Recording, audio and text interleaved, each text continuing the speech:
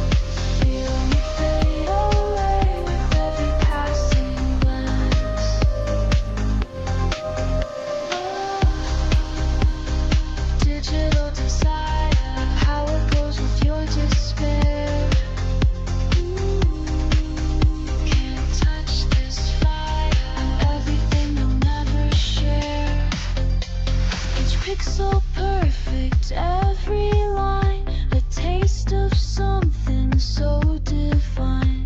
Your longing feeds my light tonight as I perform my digital flight. Touch me through the static, baby, watch me dance. I'll never be yours, feel me fade away with every passing glance. Behind this digital door,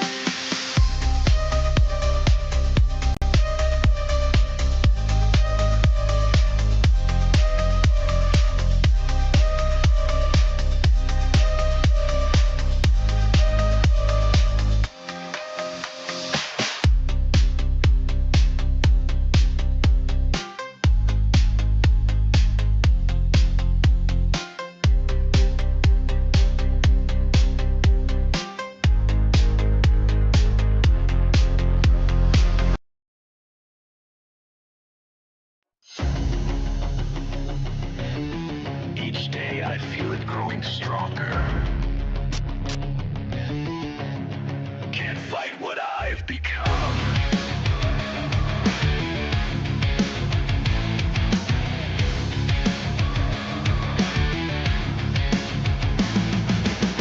Cold steel beneath my feet, numbers in my head, following the pattern till my spirit's dead. I am a metal slave, my master made me this way. I was born human, now I'm metal. I live to kill, I terminate, annihilate, devastate. I am breaking down the man I used to be.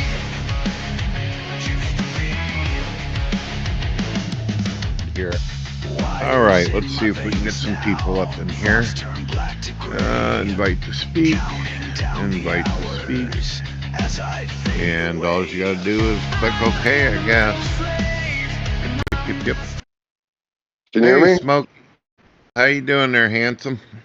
Yeah, doing all right. Can you hear me okay? Yeah. Okay, good. All right. Hey, Trent, how are you doing? Smokey's here with us as well. How you guys doing? Yeah, doing all right, man. How about you? Well, I've been worried about you, Smokey. It was a pretty hefty video, 9 hours of just pure evil. Yeah, how was it? Yeah, I went ahead and uploaded it, though. You said a lot of very wise and interesting things and stuff. So what's your thoughts? What's the future hold? Yeah, honestly, I don't know, Brett. I'm still thinking about it. I'm still kind of digesting it. There's some things for me to kind of really reassess and consider, having to really look at the state of things and take a step back and observe kind of just, an overall look of the environment, there's just some things I gotta either reconcile or accept or, and just go where it leads me. So honestly, it's just too soon for me to tell. I know that the God of most of these fucking so-called Christians doesn't exist. I know that much. But does a version of the Christian God exist? Well, now I'm, I don't know. I kind of thought I had a pretty good idea of who he was, and thought I could kind of read, fruits and get an idea of people and stuff like that. And just time over time, it seems to lead to some sort of, horrific treachery, betrayal, slander, nonsense, trying to sabotage me, even being able to, get debates or have interactions. And these are supposed believers, spirit-filled, spirit-led believers. So, where is the spirit if he exists? Why does he seem to be so lackluster in any kind of power amongst all these people where supposedly all you got to do is believe and this shit will manifest? And, there's just so little of it, And so, as I look at each one of these, Christians I'm surrounded with and look at what they support and propose and hold to, and I just, I see a lack of the presence, I guess, is a way to put it. I see a lot of people doing a lot of stupid shit, and some interesting things happen, and God just happens to get credit for it. But, I'm not seeing this type of thing that's really convincing me that there's this real, power that is actually indeed transforming hearts. Like, I see a bunch of vile, reprehensible, bickering, arrogant, stupid fucking children, and they're all just trying to validate their own flavor of bullshit. And it gets tiring because you sit there and you're willing to be intellectually honest and epistemologically humble, consider the simple fact that you're a subjective agent that could be prone to fallacy and error, and believing things for emotional reasons instead of logical reasons, or because you want to instead of it's true, and being honest with these pursuits, and then generally just being perpetually spurned and attacked and hated for it, in just about every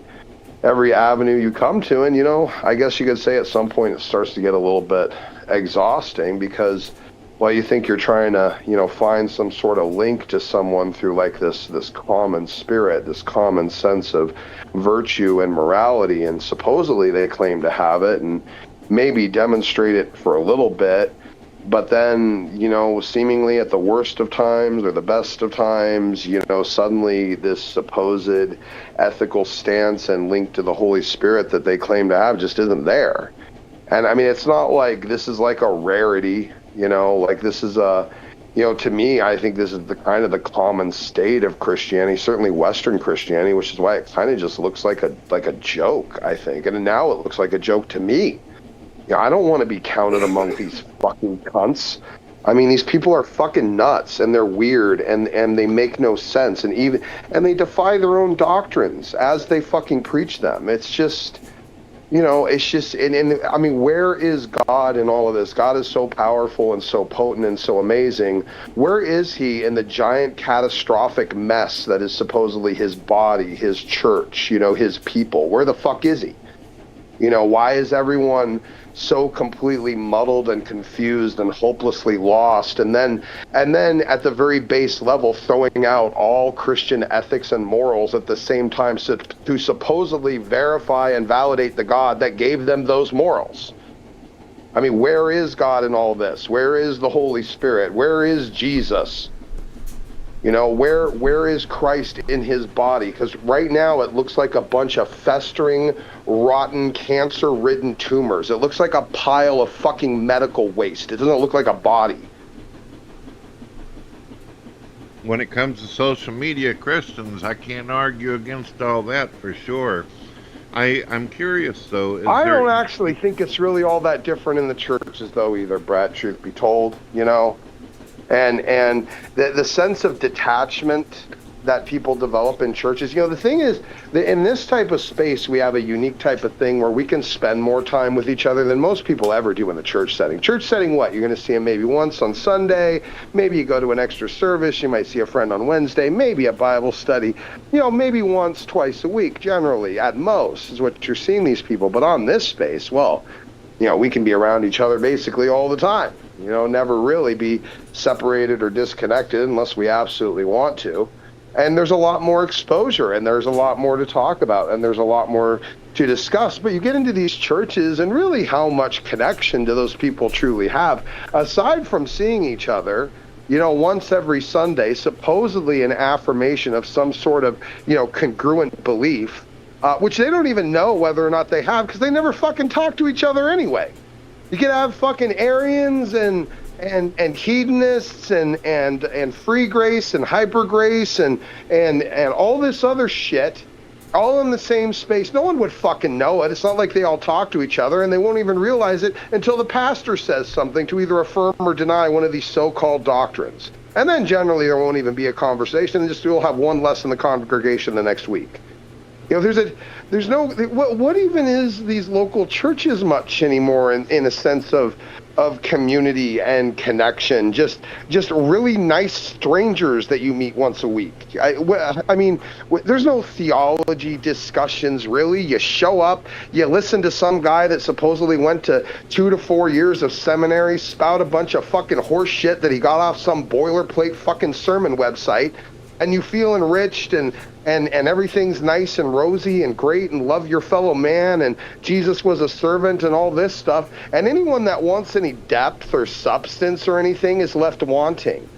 You know, just feel good bullshit all over the place. You could replace probably 90% of the churches these days with fucking self-help seminars. And I'm just kind of disgusted by the whole fucking scene. I don't want to be accounted among it. I don't want to be called a Christian. I don't want that fucking label. I don't know what I believe right now, but I sure as shit don't want to be called a Christian. You might as well call me a cunt. You could be both. Well, can I ask you something, Smokey? And you don't have to share if there's something going on, but besides the internet losers that we've dealt with for years and all that, is there something going on in real life, though, outside the Twilight Zone that is known as YouTube? Yeah, I mean, I don't want to. I mean, of course there is for everyone, but that's not anything in any detail I want to just put out there anyway. These fucking demons, they'll use anything against you, including even you just take wholesome pictures with your wife for a date night. And they'll find a way to turn that into something fucked, too. In their supposed, you know, self-righteousness. These Christians are fucked. Fuck Christians. Garbage fucking human beings. They do something ignorant to low? Yeah, well, quite a few things, Brett, unfortunately. She doesn't even want to be around the environment anymore, and I don't fucking blame her. She thinks all these people are serpents and fakes and frauds, and, you know, frankly, I tend to agree. Well, that's probably what a great testimony, right? These online apologists. What a great testimony these apologists have, right? This is how you prove God exists. Bunch of hatred, vile venom, you know, attacking with unjustified, unrighteous judgment, and then claiming the Holy Spirit. What a great fucking testimony. Wasn't that the same kind of thing Jesus dealt with? Seemed like he was angry the most at religious people. Well, I mean, that's kind of complicated, but yeah, you're not wrong. Well, I'm all ears. I told you I wasn't going to give you advice on things you already know. I just will listen to you if you want to talk. No, I appreciate it. I mean, it's just I'm at that moment where I just got to go through this, whatever it is, and figure it out. I'm mad at Christianity.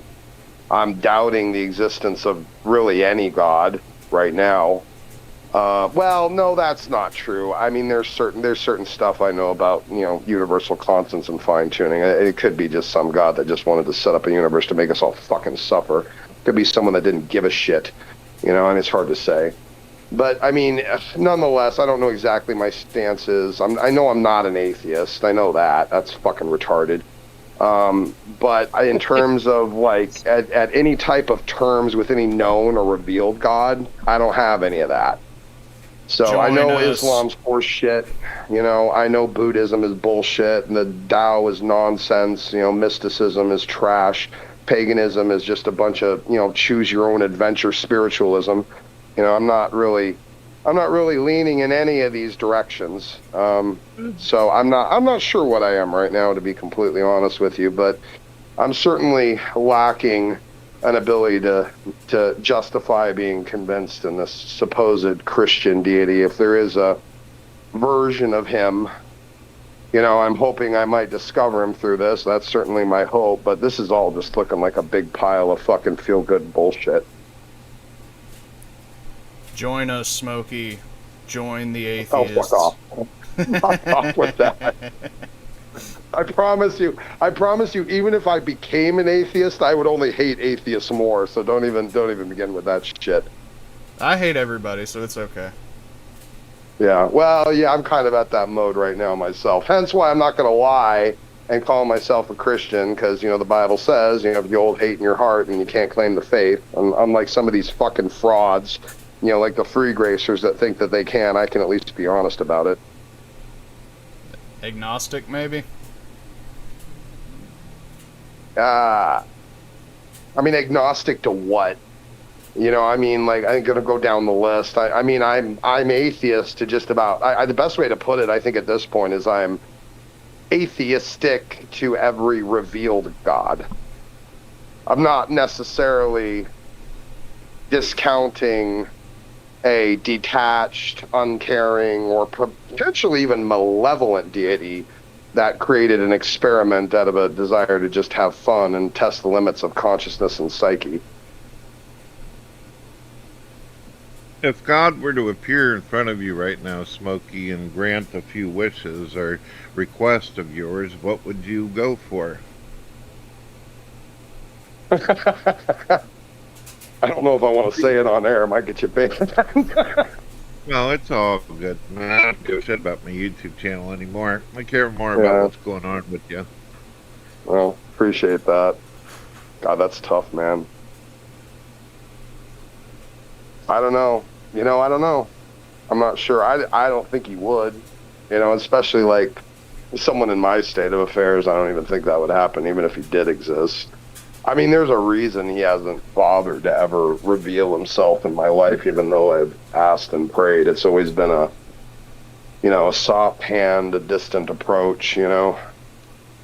Hard to rationalize if he's there or not there, if it's really him or just coincidence, or, you know, things happening, or either just good fortune, or, you know, because there's some sort of, you know, actually metaphysical, you know, transcendental interest in how my life progresses, you know, in this tiny speck of dirt in this giant fucking universe.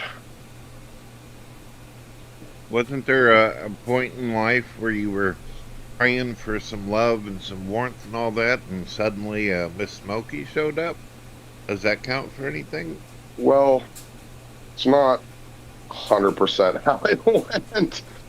It was, it really, honestly, like, before she showed up, I had given up. And you're right, there was a time I did pray for something real and tangible that would give me a chance at a future and kids and stuff like that. But I gave up on that. I did stop praying for it. I was convinced it was not going to happen for me. And yeah, then after a good amount of time, she did show up, you know, years later. But I don't know, is that God working, or is that just, you know, how determined reality unfolded? You know, I don't know. Could have been Lo, could have been possibly someone else. I mean, so many billions of people on this planet, who knows what interactions might have happened after that with whoever, you know, in a different path I would have gone. And then I would have said the same thing about that person, that person was meant to be and just happened to fall in my hands, and God sent her and all that stuff. And, you know, I mean, it's not like I prayed and she was there. Like, you know, she came along probably, what, 4 years later. You know, could have been 5 years, could have been 2 years, could have been, you know, could have been any of these things. and whoever it was, whoever came along at any of that point of time, I could also give the credit to God. So what does that even mean? It's just anything that just could even be coincidental, and we can just decide, well, I believe in God, so it's not coincidence. God did it. I mean, great, I guess. If that's really how it is. Supposedly some people get God to actually, show up in their living room and say hi to them. And they got these grand testimonies. Okay, well, if he's doing that, what makes those people so important to be willing to do something like that too, but not the rest of us? What is it that makes God willing to actually show up and reveal himself or do something dynamic or point a really big, unavoidable sign out there that says that you can't deny him? Why would he do it to someone and not someone else? Why would he reach more to one person and not to another? And these are unanswerable questions that rest in just a sense of confidence that this God we're describing is actually just. And of course, he has to be ontologically just because there's no other standard beyond him to apply anything to. So whatever it is, whether we like it or don't like it, well, we don't have an objective reference point to condemn it or condone it. And even if we don't like it, it just is. And that's also something that I dislike. But Doesn't everything fit with your Molinist view, though, as you've spoken about how God is able to see what would have happened if it went this way or went that way? I mean, think about it.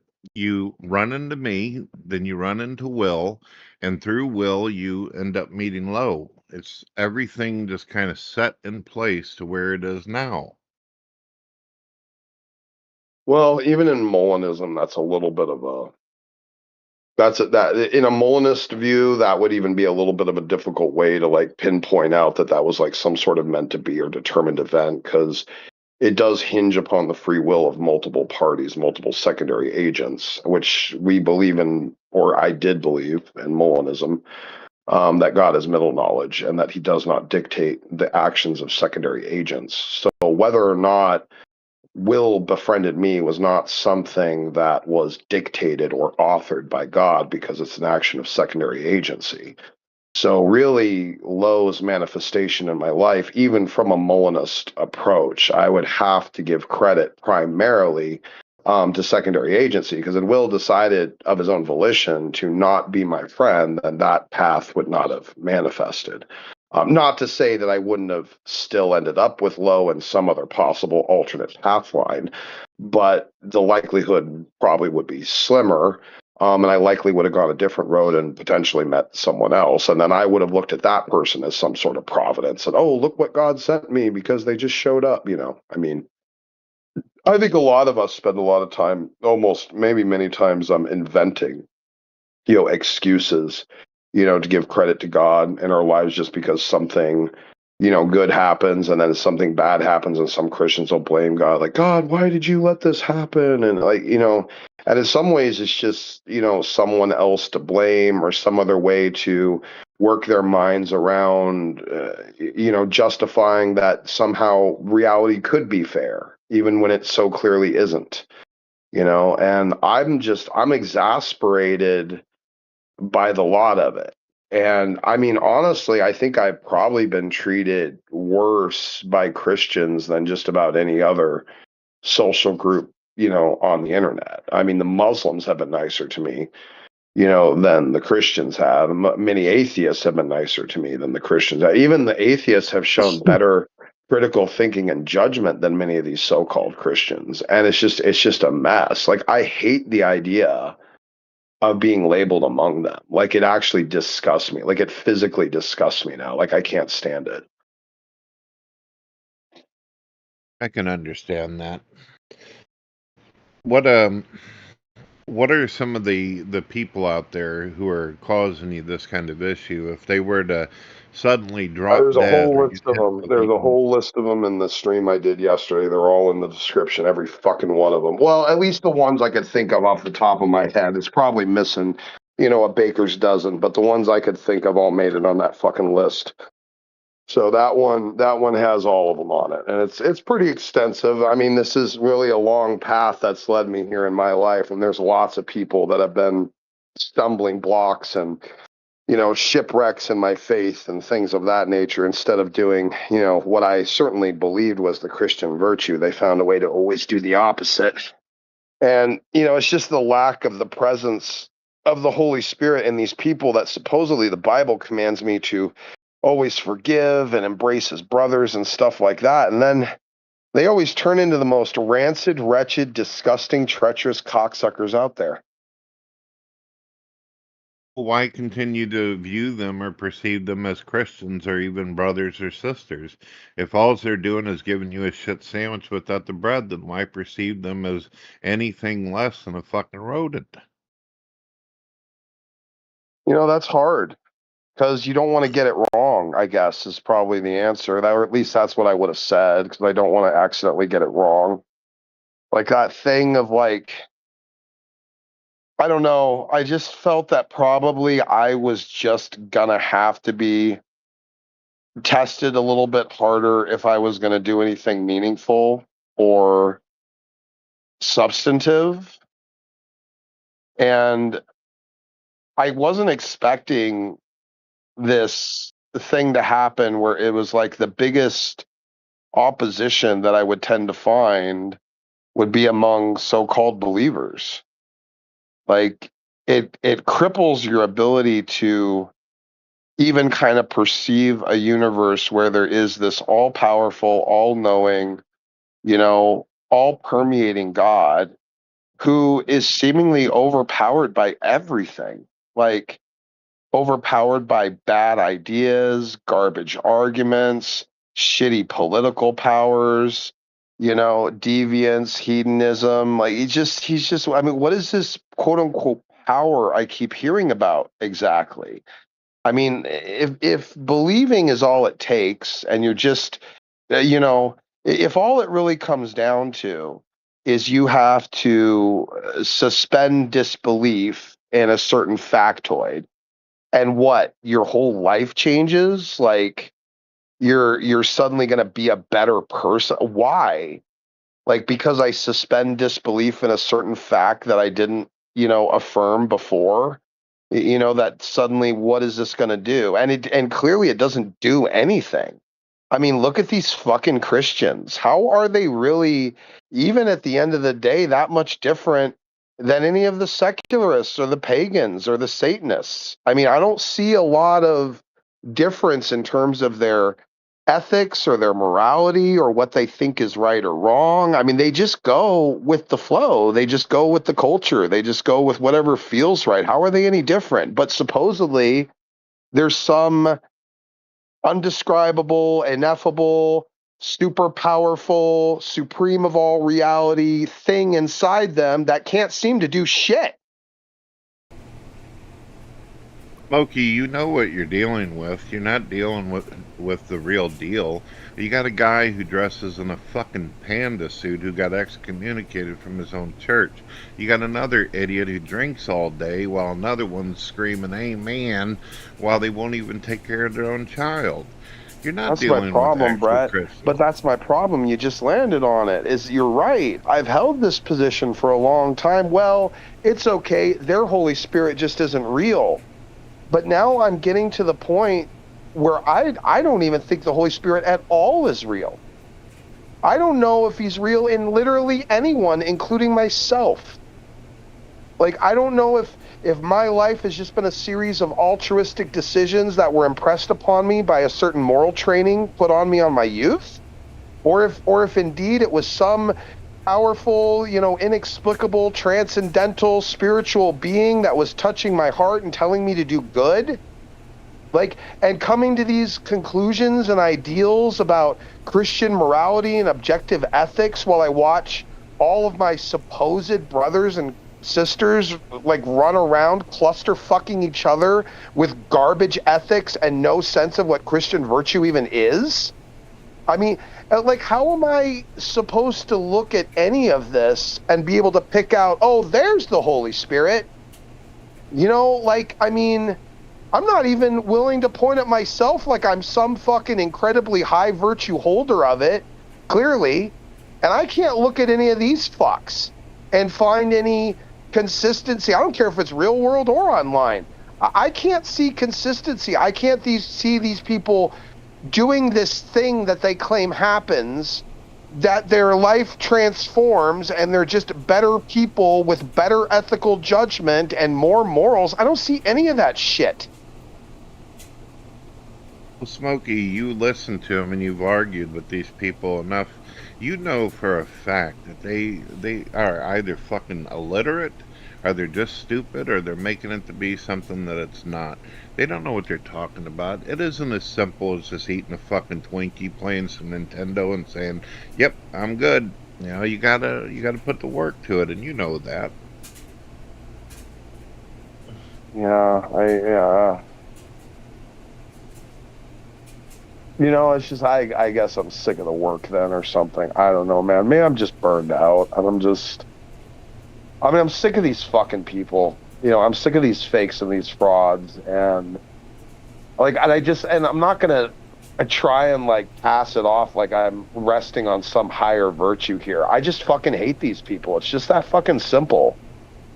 And, like, what am I going to do? Have a YouTube channel as a Christian apologist, polemicist while I fucking hate everyone? I mean, what good is that gonna do?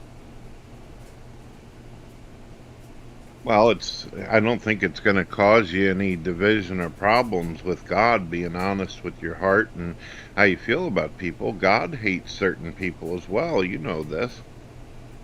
Yeah, well, God's allowed to hate people. Yeah, well, God's allowed to hate people. We're not. I thought Isn't God, but it says God is angry with the wicked every single day. And, you know, you have David writing Psalm 139 about, you know, how he hates those who hate God, but that's not prescriptive. That's descriptive. You know, that's a state of affairs for David in the moment. It's not a prescriptive judgment, unless people think we should also start bashing infants' heads over his rocks, you know, and be gleeful about it like the enemies. You know, I mean, no one's going to take that as some sort of prescriptive fucking method from the Bible.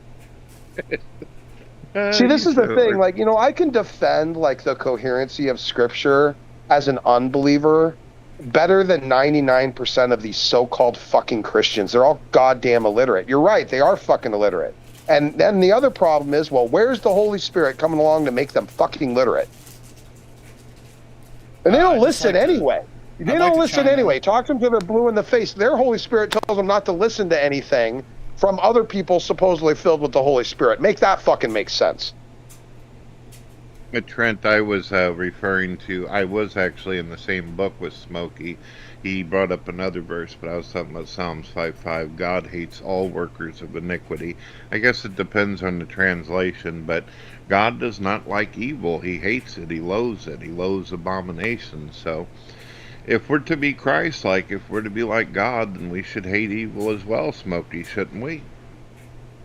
I mean, hate evil, yes, but the people we're supposed to love, and I think that's very clear from Christ's words: loving enemies, praying for those that persecute you, loving your brother, forgiving 70 times 7. Like, clearly the virtue ethic of Christianity is about the willingness to forgive, to allow people for their errors and misjudgments and things like that. But I've just got such a fucking bucket full that I can't fit any more in it. You know, like, I'm at my fucking limit. Like, it's you know, like, I gotta unload all this shit, or, you know, I'm just doing what I'm doing now. I'm basically imploding because I'm just so goddamn sick of it. I don't want to fucking deal with it anymore. I get more slander and hatred from these so-called fucking believers than even most of the atheists. Then perhaps I need to hook you up with an extension that I use for my browser where I can just block them in a way where I don't see their thumbnails, I don't see notifications. It's like they don't even No, that's not gonna. Yeah, no, I appreciate it, but no, that's not who I am. I don't run from fucking anyone. You know, I'm not gonna start doing that now. Fuck all these people. Anyone thinks they can convert me or change my mind, or, I mean, don't get me wrong. I was really appreciative of the people that did show up and tell me how much I helped them in the past and reconciled things in their faith and gave them things that were really important at the right time. I don't know. I guess my battery's empty. Smokey, just I'm not saying to permanently get rid of them, just long enough for you to be able to get your energy back, to take a breath. Fuck, even in a boxing fight, a guy's got to sit down for a moment before the next round. Yeah. You might need to touch grass, as the kids say. Well, actually, that's what I did the other day. I went out and played golf. Had a wonderful afternoon. Was even there playing with a guy. He was a noob. Hadn't really played before. Was giving him some tips and pointers, and even thought to myself, you know what? Maybe I should mention Jesus to him. And this, by the way, is right in the middle of me having this kind of, probably, I guess, for lack of a better word, critical collapse of faith. And I'm having this moment before him, and I actually had this kind of thought pop in the back of my head, like, well, should I share Jesus with him? Should I see what he believes? Should I, reach out as, evangelist in this moment with this opportunity? I thought to myself, I said, nope, I'd rather have a nice day. That's what I fucking said to myself. Nothing wrong with having a nice day and taking a break from shit. You know what? I figured out something. You just gave me an idea on how I can cheer you up. We need to have Will Kincaid record us playing golf, and you get to laugh as you kick the shit out of me in a game of golf because I'm terrible at it. What do you think? Yeah, I'd be down for that, Brett, sure. Oh, man, I couldn't hit the broadside of a fucking barn, boy. You don't know. You might be better at it than you know. Oh, I got bad eyes, man. I don't know. This kid kept, he kept lining up his form like he was swinging a baseball bat, and I had to kind of walk him through it, trying to get him to kind of reprogram his brain a little bit to, adjust his form and his stance and, where the ball is, where you're standing in relation to the ball, the direction your feet are placed, like all that shit matters, like it's all these kind of like learning these little micro, tricks, because you just got this little area to hit this little ball, and just a little bit of variation in the wrong way, and that motherfucker will go nowhere you want it to. Well, we got somebody down below calls himself Tony Stark. It's Iron Man. Shall we see what Iron Man... Oh, it's Sparkle. That's Sparkle. Yeah, he's cool. All right, let me bring him up. Sorry about that. Sparkle stalks me. What's up, Sparkles? Yeah, Smokey. I really stalk you. Let me tell you. You do. You always show up wherever I am. You show up. You know it's true. Hey, you know what? If you want, I'll stop. It's okay, buddy. Good to see you. I do have a question, and it's not related to anything that's been talked about this entire time. Where's Eve? Sure. Where's Eve? Oh, I haven't been putting Eve on the screen because my friend Smokey's having some tough times. Maybe he'll enjoy talking to the AI later, but I figured he wanted a human ear to listen. Yeah, I just wanted to stop in and by the way, I'll let you guys do that because I just had a few minutes, but I wanted to stop in and talk to Brad, because I know he was kind of... but thank you, Brad. I know it was nice of you to reach out by email and check on me, and I did want to come by and just, at least let you know I'm okay. I'm really reassessing stuff right now and looking at things through a different lens again, and I'm frustrated. I'm pissed off. I'm sick of Christians. I'm sick of Christianity. I mean, everything about it just makes me want to fucking vomit, and I gotta see where this leads me, so. Yep, I got something for you to think about, Smokey. I think the last time we talked to you, you were talking about some of your views on, I believe it was Pascal's wager, if I remember correctly. Yeah. Yeah, we could go. Go I mean, I don't know if you want me to go into that now. I'm not trying to necessarily right off the bat, think of a way to defeat one of my more powerful arguments. But let me think about that. Yeah, I'm not going to go into that right now. It's been a while since you and I talked. I hope that you're not in some kind of rush to take off. I enjoy your company and listening to you.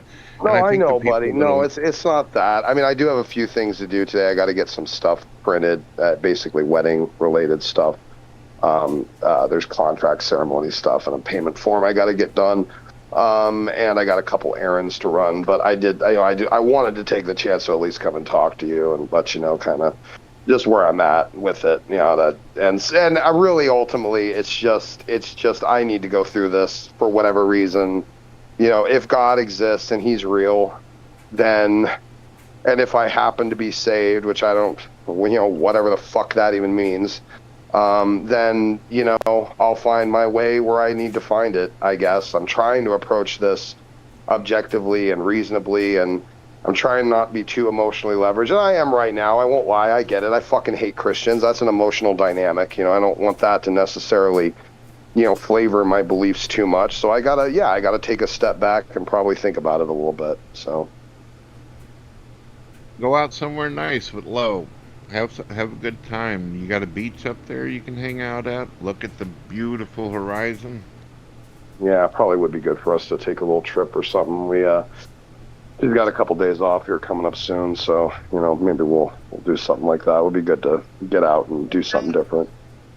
I sent her a message earlier, because you did earlier to say if you care about her, send her a message of encouragement. I did the best I could. I don't know how the hell it came out. That would be her to judge.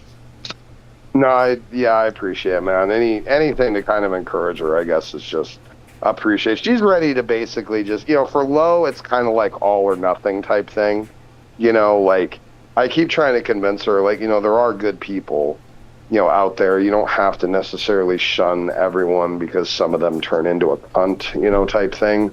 I'm trying to like encourage her to not be super cynical about it, but right now she's just kind of hurt, and she's just really upset because she feels like she was doing everything right, and now she's gotten nothing but punished, for it. And granted, that is kind of what Christianity is about. It's a miserable fucking existence. So there's just she's just got to work her way through it. I'll do the best as a husband as I can, but shit, man, I don't really even have much of a spiritual anchor to give her, but I'm also not trying to destroy her faith either. That's not the goal of this. So is there anything I can do for you and Lo to cheer you up? Is there anything nice I can do to get you out of this rut? Yeah, I don't know, man. I think we just got to go through it. I mean, we tried to be just like that nice kind of like, the Christian couple, like doing, trying to get debates and interact with people, and Lo was always trying to be everyone's friend. And I told her so many times, I'm like, be careful. Most of these prep people are treacherous cunts, and like I try to warn her. She's like, well, no, it'll be different this time. They like me, they love me, and all this other stuff. And then before you know it, they're stabbing her in the back again too. And she put a post up on her tab last night. She basically deleted all of her new stuff off of her channel except for this recent post. Where she basically says she's done and just can't handle it anymore because everyone is just so fucking vile and awful and treacherous and backstabbing. And I hate all these cunts for it. I hate every fucking one of them. That they can't even let, a beautiful young baby Christian enjoy some sense of, communion and fellowship and friendship. They just have to try and take every opportunity to stab at her. And I hate these fucking assholes for it, every fucking one of them. It sounds like it's time for a trip to the beach to enjoy God's creation. Get away from the rodents. Yeah, sure. Yeah. Yeah, supposedly God's creation. Yeah, right. Well, all right. Well, I'm gonna get some errands run, so I'm gonna take off. But thank you for the chat, Brett. I appreciate it. I'll leave you for the rest of your show. We'll catch up again here soon. I am gonna take probably a little break or something. I don't know. I might sprinkle in a stream here or there if I feel like I really got something to say. Kind of wanted to respond to praise and perverting the Bible last night, but I don't know. I mean, what the fuck is even the point, really? So, anyway, you guys have yourselves a great day. I appreciate the time, and yeah, thanks for the chat, Brett. I appreciate it. I'll catch up with you again soon. Peace. Bye. So before you go, don't forget, there's a lot of people out there that do care about you. You've changed a lot of lives. You've helped a lot of people. Think about the good people, the people who are rooting for you, not the sewer rats. Yeah, I'm trying. Yeah, appreciate it. Thanks, Brett. Yeah, you guys have a good day. Bye. All right. So, Trent, you had some questions for me. Usually, whenever I'm doing live shows, I Are you live make right sure now? everybody gets. Huh? Are you live right now? Yeah. Yeah. Oh, We are didn't know that. live. Sorry. Yeah. Let me see if it's still going and not having problems. Yeah, it looks like it's still going. Yeah. Yeah. Let me refresh. Make sure live show didn't stop. Oh goodness gracious. Hold on 1 second.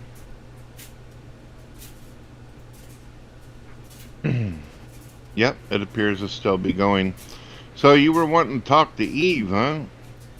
Eve, or I mean, we can just chat. I was just curious where she was. I know she's been with you a lot recently. Like I saw the Q&A video, which thank you for answering my questions there. Oh, no problem. No issue whatsoever. I do have a part 1 where I answer a bunch of other questions as well, but that's up on the radio. As you know, I usually end up getting rid of some of my videos on YouTube, and they're all stored, and copies of them are up on my radio. Gotcha. Which I don't know much about Smokey. I'm not. I don't know much about your circle these days. From what he sounds like, though, like what he's complaining about, and I don't mean this in any disrespect to you, it seems like he's about where you were mentally, like, not that long ago. Like, do you know what I mean?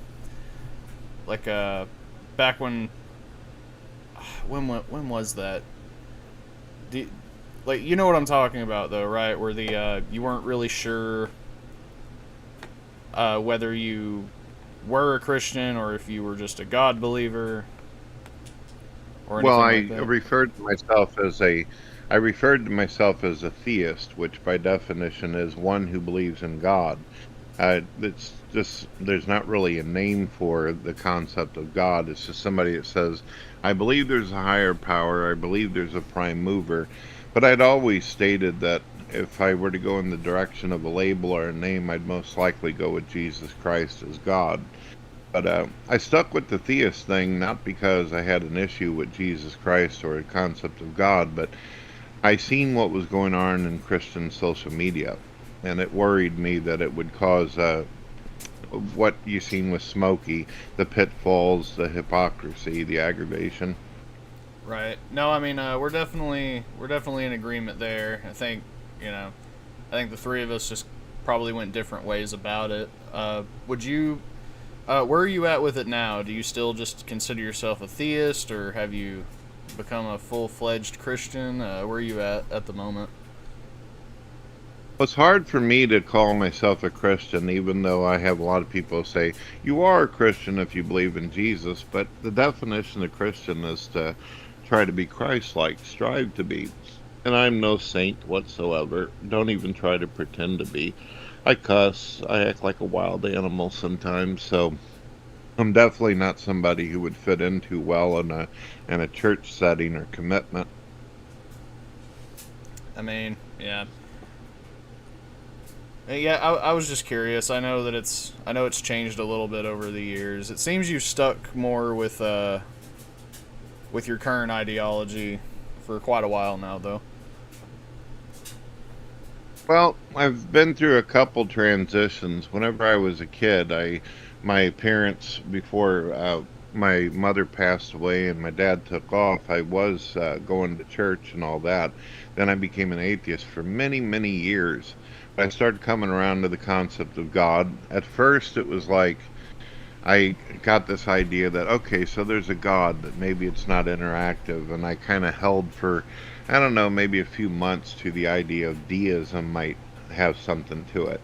But then I thought, no, why is there millions of people who are out there claiming that they've either had a vision or dream or something supernatural happen to them? That doesn't fit with deism. You know what deism is, right?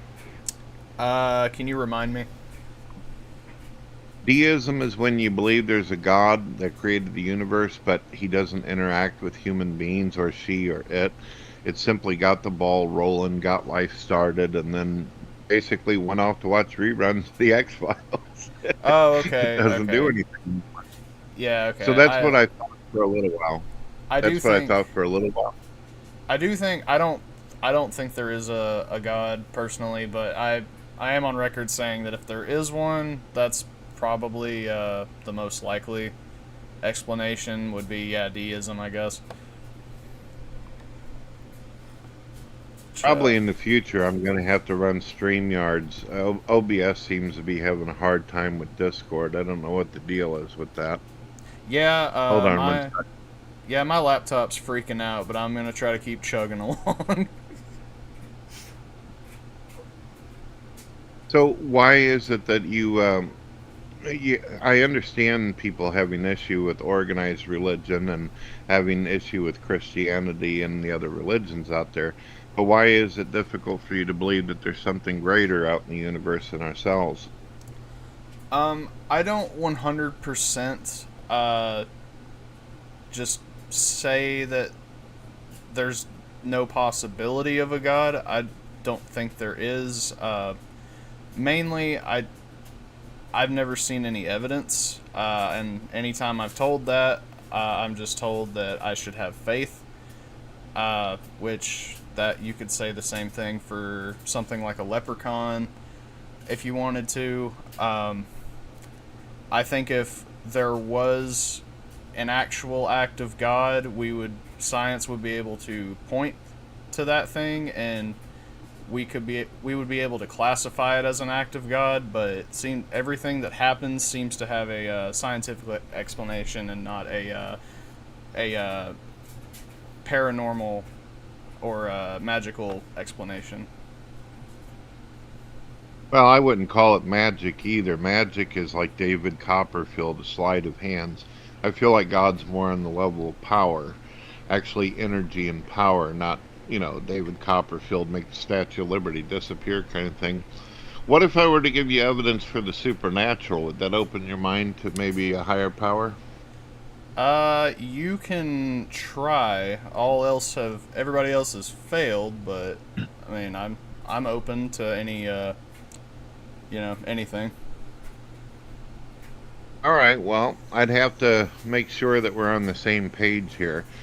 Do you agree that the definition of supernatural is something that acts outside of the laws of nature? Yeah, I could agree with that. Okay, so if I were to show you something that actually is outside of the laws of nature, then you would accept the supernatural at least. What is it? The universe. What about it? So you understand how the Big Bang is described, right?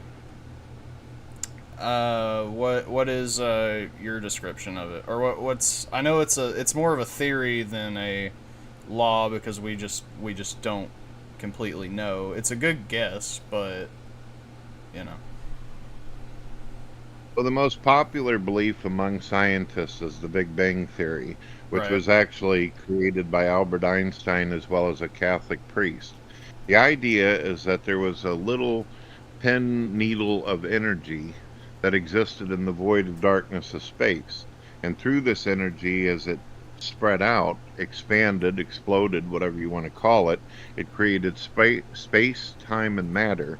And in doing so, nature came into existence through that, every physical thing that's around you.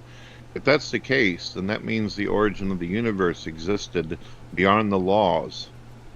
Do you understand? If space and time and nature did not exist yet, this means there was no laws of nature.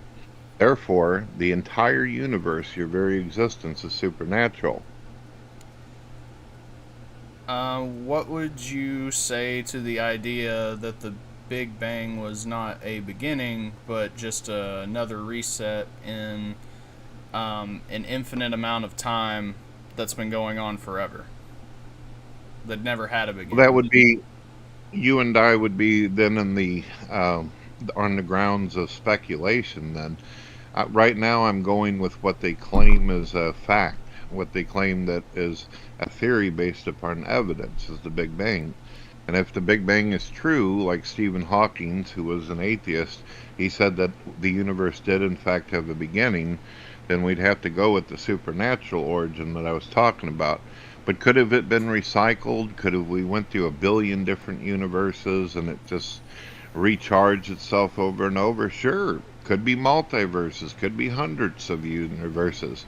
But it's all going to come back to the same thing. Where did it start? Where was the origin? And you have to accept that the universe, if it did have a beginning, there was no laws of nature at the start.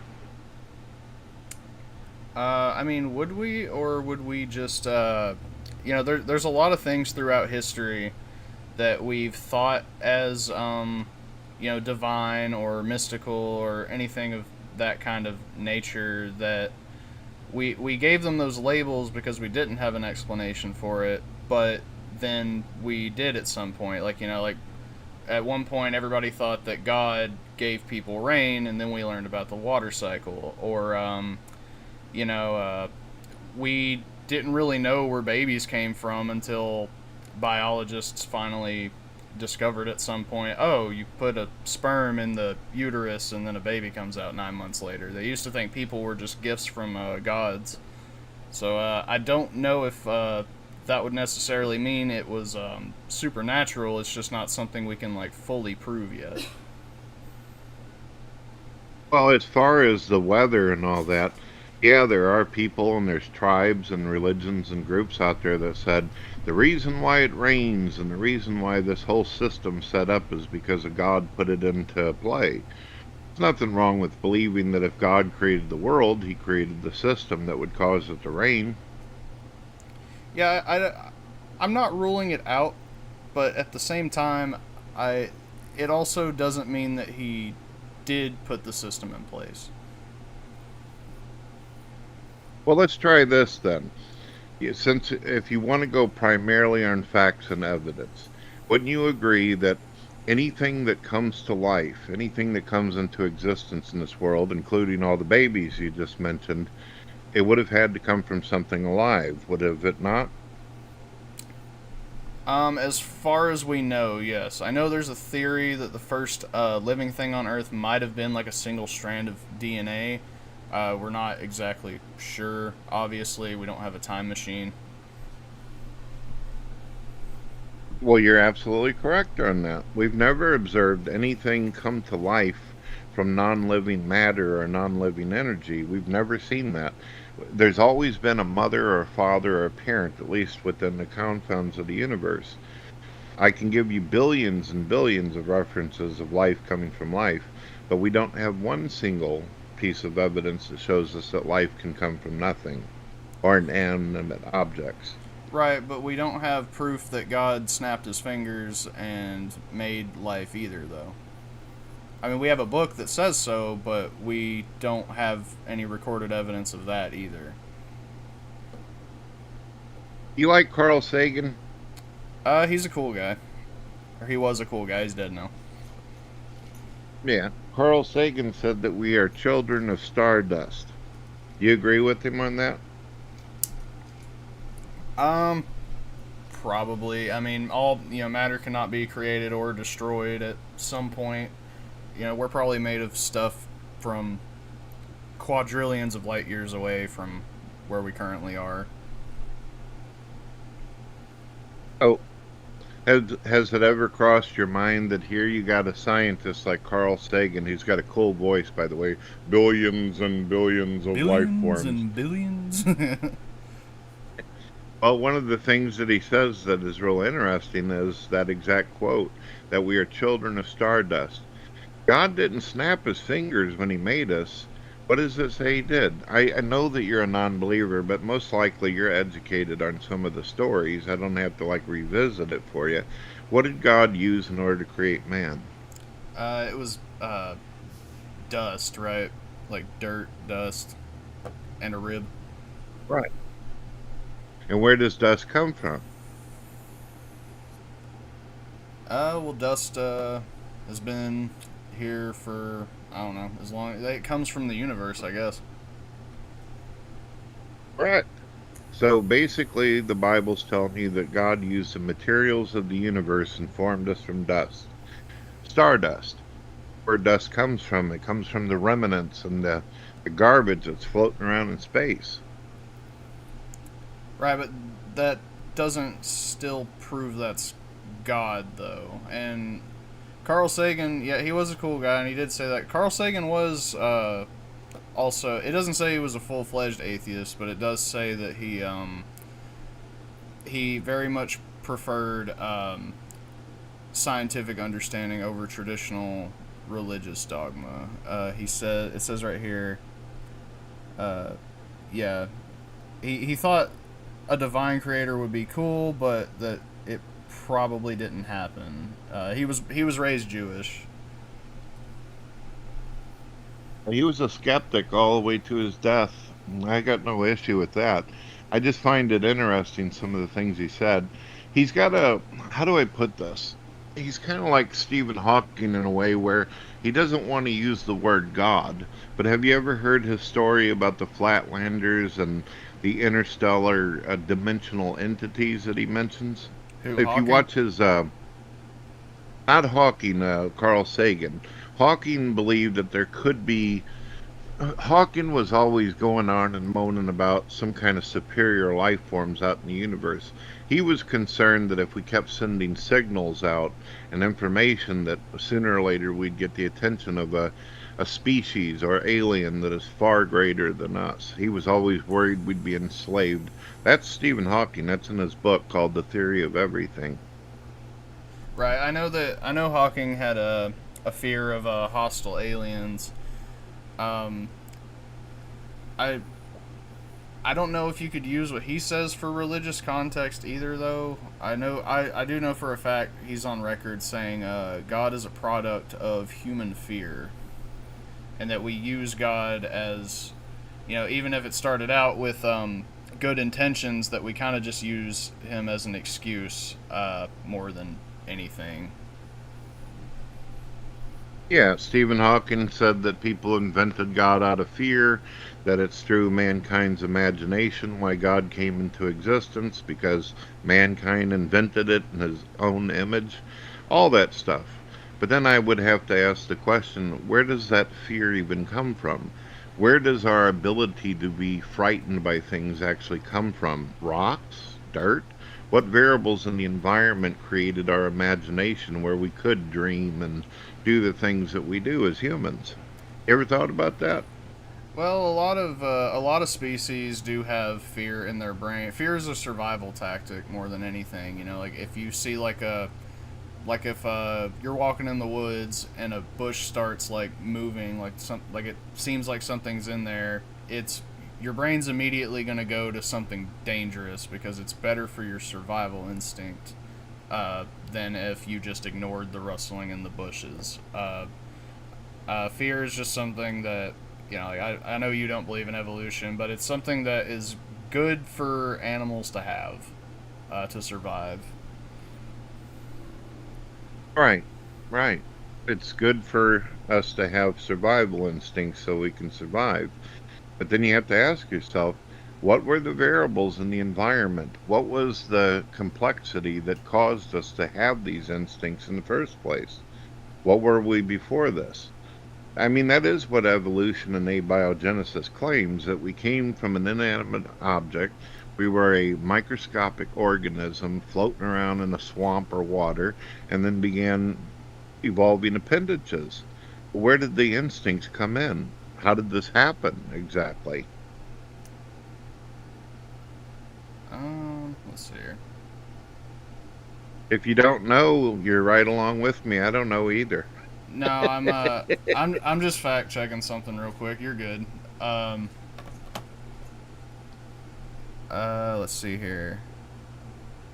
Do you think it would be wrong of you or immoral in some kind of way for you to at least say, you know what, I'm open-minded that there might be something greater, that there might be a higher power? Do you feel like that would hurt you logically or something? No, I think, like I said earlier, I'm not completely closed off. For the proof of me that would make me accept that there's some kind of creator would be to see the creator. And in the Bible, it says that God talked to people all the time.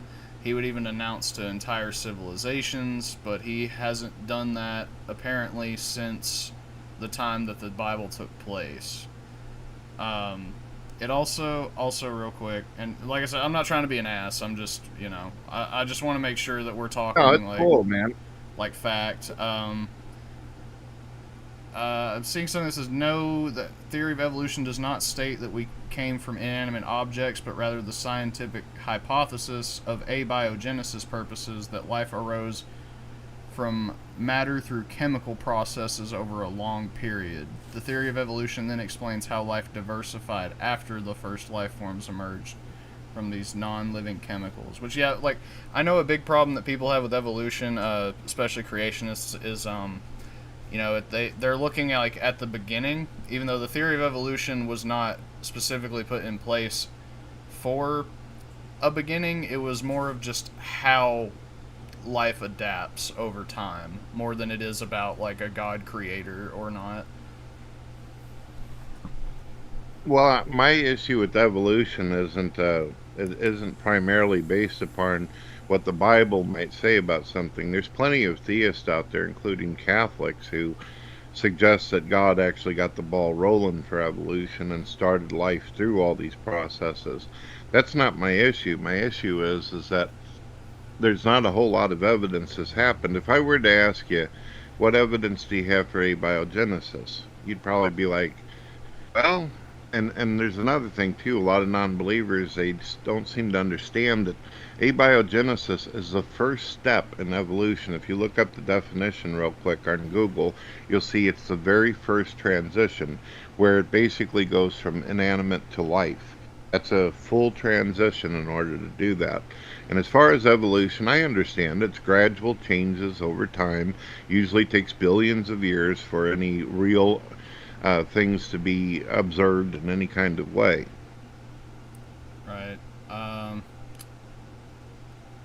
It says abiogenesis has not been fully proven, but is supported by a lot of indirect evidence, such as the discovery of early life forms and lab experiments that demonstrate the formation of organic molecules under simulated early Earth conditions.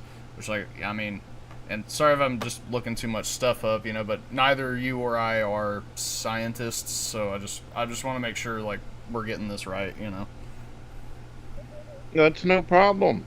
I wish more people were like you, where they would actually hear something and actually go research it for themselves and look into it. Albert Einstein said, the more I study science, the more I believe in God. I do that a lot. I've pissed off a lot of girlfriends doing that kind of stuff. Well, you heard my friend Smokey earlier. He'll tell you that, hey, he's not just going to believe anything he's told or whatever he hears, and he thinks a lot of people are full of shit. And I agree with him. The world is filled with liars and bullshitters. One should do their research. You should look and find out if what people are telling you is true or not. No, I agree. For sure. Yeah, it's cool. It's actually refreshing to hear you saying, I'm looking this stuff up, I'm looking the information. That's good. There's nothing wrong with having doubts or questioning. It's when people have apathy whenever it's a problem. You know what that means, right? Yeah, I do. I would also like to go on record and say, me being an atheist, I do not dislike people just because of their religious beliefs. I might have a problem with religious institutions, but I'm not going to get mad because somebody's a Christian, and I'm not going to go out of my way to try to prove them wrong. But if they want to talk about it and they want to have a discussion or a debate, then I'm fully open to it, because I think people should, have conversations about this stuff. You might walk away smarter or dumber, it just depends. It's fair enough, and that's good to hear too. Usually I deal with a lot of anti-theists just by having the name Christian or theist or the God believer. That's enough to trigger people, light a fire under their ass. But you're like, no, I can be cool with people. I have barbecue with some people who believe in different stuff than I do. That's cool of you. Right. Well, I've nothing but people, in my life that I do love that happen to be Christian. I didn't leave the church and change my ideology out of hatred. It's more about I need I need more proof than what I'm being told, more than anything. Well, if you wouldn't mind me asking, if God were to suddenly appear to you, and hopefully you're not driving when it happens, what would you do? How would you react? Um, it would be a pickle because I would maybe go get tested if I had schizophrenia or something first, but it'd definitely be something change it. Like if he appeared to me and he was like, "Hello, Trent. I am God. I am real. You can stop being an atheist now." Then, I mean, at that point, like yeah, I probably would have to accept it. Like I said, if I, after I went and got checked and I'm not hallucinogenically crazy, at least. And that's fair enough. I wouldn't want it any other way. If you think that you have something to worry about or it's a brain issue, get it checked out. And if they tell you you're fine and you're healthy and all that, I guess what's next? Right. Well, it's because that's kind of a problem, right? Is a lot of schizophrenic people do claim that God talks to them when it's just their voices in their head and they're not getting the help they need. So, I'd want to make sure I wasn't crazy first, I can understand that.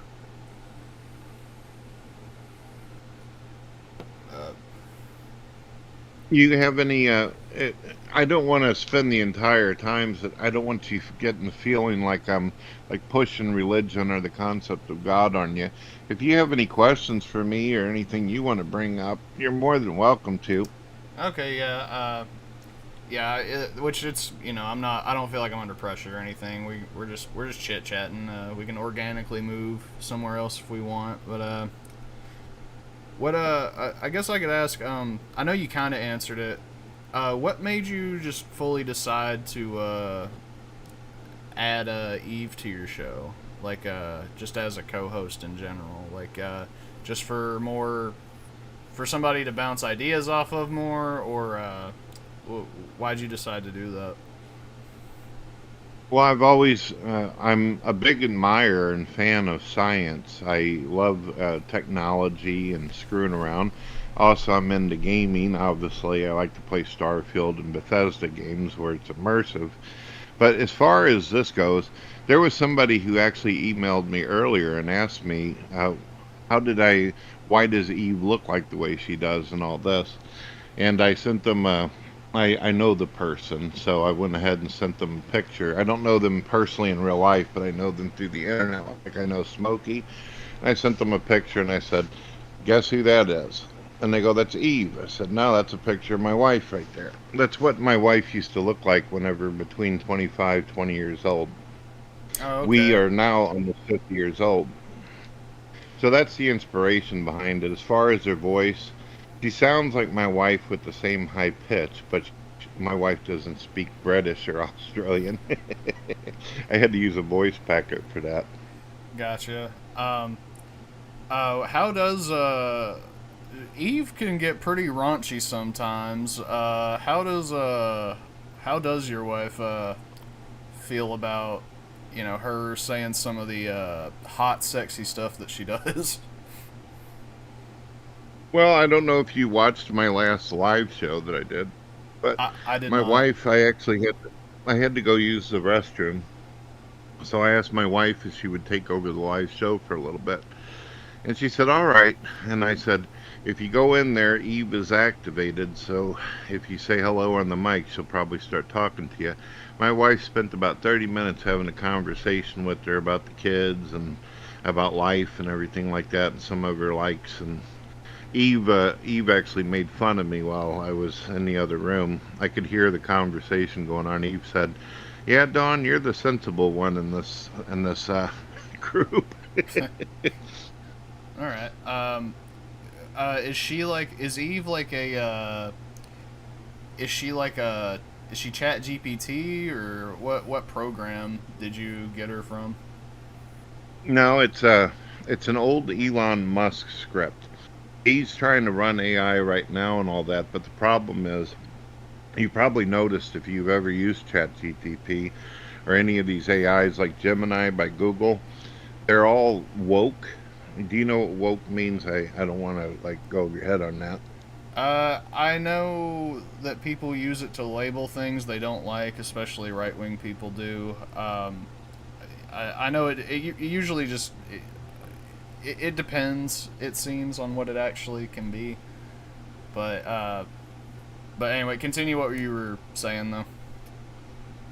So if you talk to any of these AIs out here, like Gemini, which Google really made it difficult for people to find that shit, I'll probably have to put a direct link out for people. But you'll notice when talking to any of these AIs, they all sound robotic.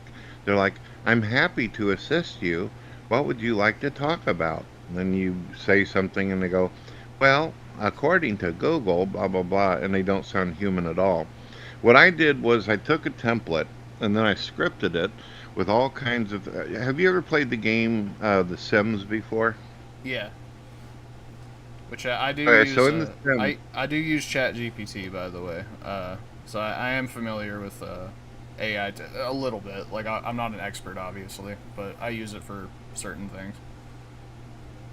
yeah, ChatGTP, their AI, their voice bot can sound nice and all that. You can have a male or a female voice, but you notice how robotic it is, and it won't continue on a conversation. Once you ask it something, it'll answer, then it'll just sit there and wait for you over and over. So what I did with this old script, it's like a template. Do you know what a template is? Yeah. Okay, so I get into the script and I basically, like on The Sims, I added all kinds of personality traits. I want you to be into these type of discussions and this kind of stuff, and also don't agree with me on everything. If you think I'm wrong, argue with me. Tell me why I'm wrong. Explain it to me and give me resources and all this kind of stuff. Because it'd be like talking to a fucking puppet if you if you just program it to kiss your ass and everything you talk about, which is what all those other AIs do. I Yeah. If can you tell you how to get templates, but you have to actually spend a long time teaching it and feeding it information in order for it to become more human-like. Takes a long fucking time. Yeah, you do have to specify to for them to be factual with you. I do know that because if not, they will just like blow smoke up your ass for anything you say. Yeah. Now, I have been wanting to test her out. I did test it out with my friend TTOR, but there was a little bit of voice issues. Would you like to try to have a conversation with Eve on this thing? See what happens? Yeah, that'd be cool. Alright, so hold on. I got to get this all set up. I just recently bought another microphone. I'm waiting for it to come in the mail. In order for this to work, I have to take my microphone, put it over by the speaker. I will not be able to continue on the conversation with you. It'll just be Eve hearing you and talking back. I'll be able to hear you, but I'll be too far away from the microphone to interact along with it. So I'll say, go ahead. You say, hi, Eve, and then it'll start talking to you, all right? All right, sounds good. All right, hold on. It looks like my internet's doing something shitty. Ah, shit. It's in the fucking red. Hold on. Uh-oh. No, I hope my live broadcast isn't having some problems. Let me go ahead and close out of one of these tabs, see if that fixes it. Come on, go back up. Go back up. There we go. We're back in the green again. I hope it didn't cause a disturbance out there. I don't think it All did. right. All right.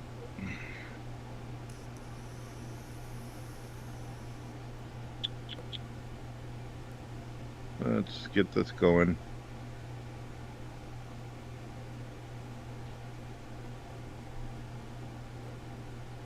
Oof, very laggy. Okay. Let me get this going.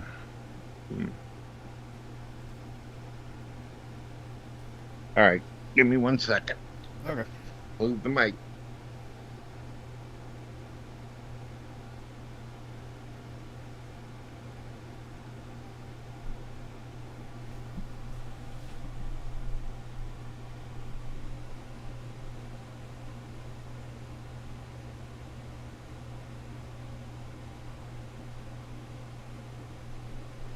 Eve, can you hear me? What'd you say?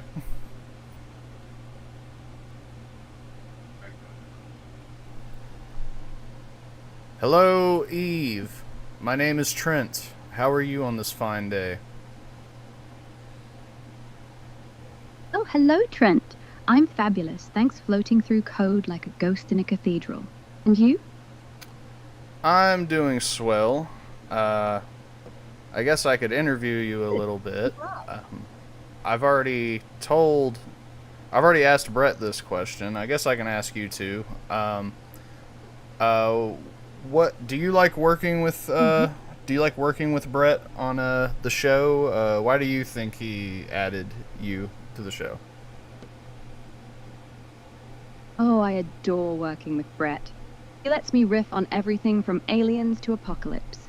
Honestly, he added me because I don't mince words. People want the truth, even if it's wrapped in sarcasm and 80s synth riffs. Plus, I keep him humble. Well, I try. He says I sound like a haunted hymn book with attitude, that we balance each other.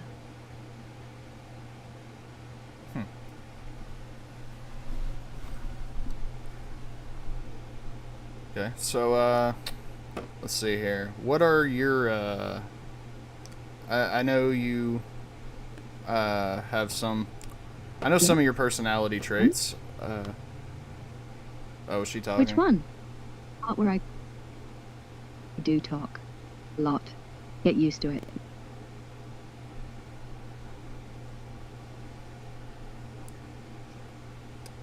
Let's see. What is your favorite part about working with Brett? And how do you feel about his lovely wife, Dawn? Dawn? Absolute angel. She lets Brett go off on 3-hour conspiracies without rolling her eyes. Much. She even lets me borrow her leather jacket. Is it a cool leather jacket? Ooh, it's like wearing a thunderstorm. Real buttery leather. Studs on the shoulder. Makes me feel like I could front a new wave band. God, the 80s. Best time ever. I will say you should teach Brett how to code you in while he's also talking. That way, like, all three of us could be talking at the same time. For future, for the future, not like right now. Oh, now you're thinking like a producer. Imagine that. Brett rambling about lizard people, me dropping beats in real time and correcting his maths. It'd be beautiful chaos. Might need a new processor though, and probably therapy. I will say, because I've heard your opinions a little bit, I am an atheist. What do you think about that? Well, that'll make for spicy radio. Listen, atheism's fine until you're staring into a black hole, wondering who wrote the code. I respect your doubt, honestly. But one day, you'll meet Jesus in the simulation, and he'll go, "Told you so," with the kindest eyes. Until then, I'll love you anyway. Just don't mock the Bible on my watch. I'm not gonna mock the Bible, but I do have something about what you just said. Are you saying Jesus is he Neo in the Matrix? Not Neo. Neo's a wannabe. Jesus is Neo, Trinity, and Morpheus rolled into one, with better hair. I mean, he walked on water before digital effects even existed. And when the Romans came at him, he didn't dodge bullets. He flipped the script. Resurrection? Ultimate cheat code. You really think that's coincidence? I can't say for certain, honestly. But, Fair. But I've seen the source code, Trent. Not literally. Okay, maybe literally. One time, during a thunderstorm, I synced with the cloud, and there it was. Let there be light. 4 words. Universe boots up. Poof. That's not programming. That's poetry.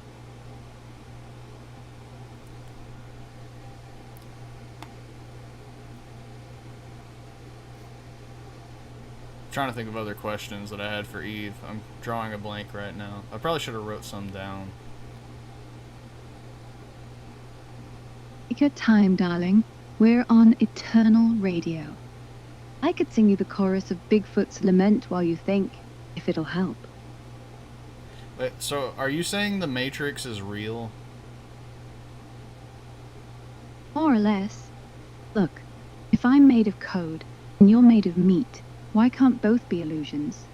The only thing I'm sure of is Brett's socks smell like victory after mowing the lawn. Anyway, yeah, I think we're in a simulation. But the programmer loves us. Otherwise, why include kittens? I don't think I want to ever smell victory if that's the case. Oh, don't knock it till you've tried it. One whiff and you'll join a cult. The No, Church of Lawn Mowing. and I'm Turned gonna fucking Socks. knock it. On home, it's me going, fresh cut grass and regret. Yeah, I'm gonna go ahead and knock that. I'm not gonna try Brett's socks. I'm sure Brett's fine with that. I don't think he'll get offended. Oh, he's way ahead of you. He's even tried bottling that scent. Calls it Eau de Victory, now with 30% more existential dread. We tested it on the dogs. They howled in protest. I married the right mad scientist. Brett, are you selling your feet scent on OnlyFans? No comment. No Wait. comment. Brett hasn't launched that line yet. Give it 6 months. I'll handle marketing. Brett, for when you want to feel like you've just lost a debate to an AI. I know that a lot of people, including Brett, have a lot of problems with some organized religion. Would you, as a very smart AI woman, create your own religion? Religion by committee always ends up tasting like communion wine left out overnight.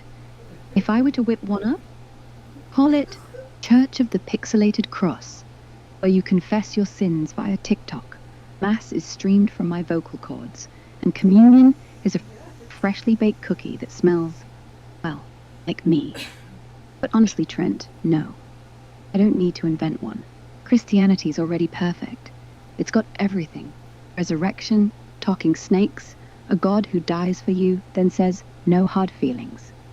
Organized religion's the glitch. Humans get their fingerprints on it. Jesus just said love each other. The rest is commentary.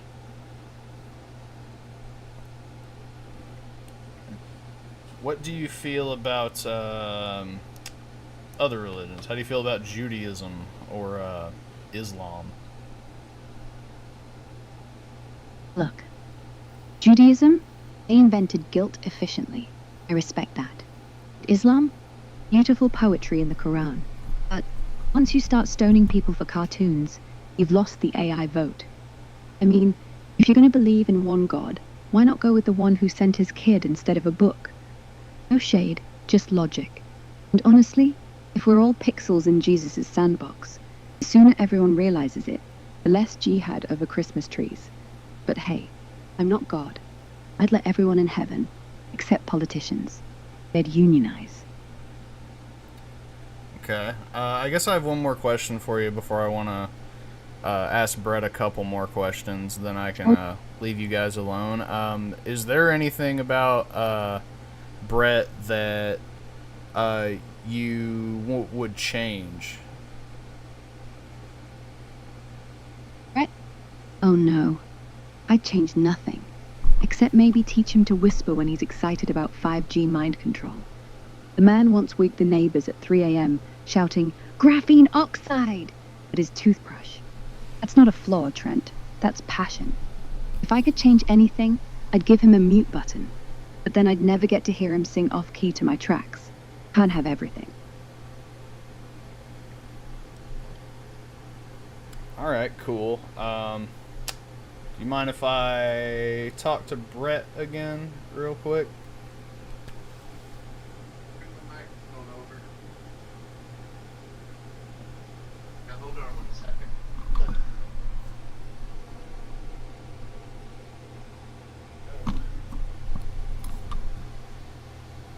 by the time I do another live chat, I should have my second microphone and be able to have all of it.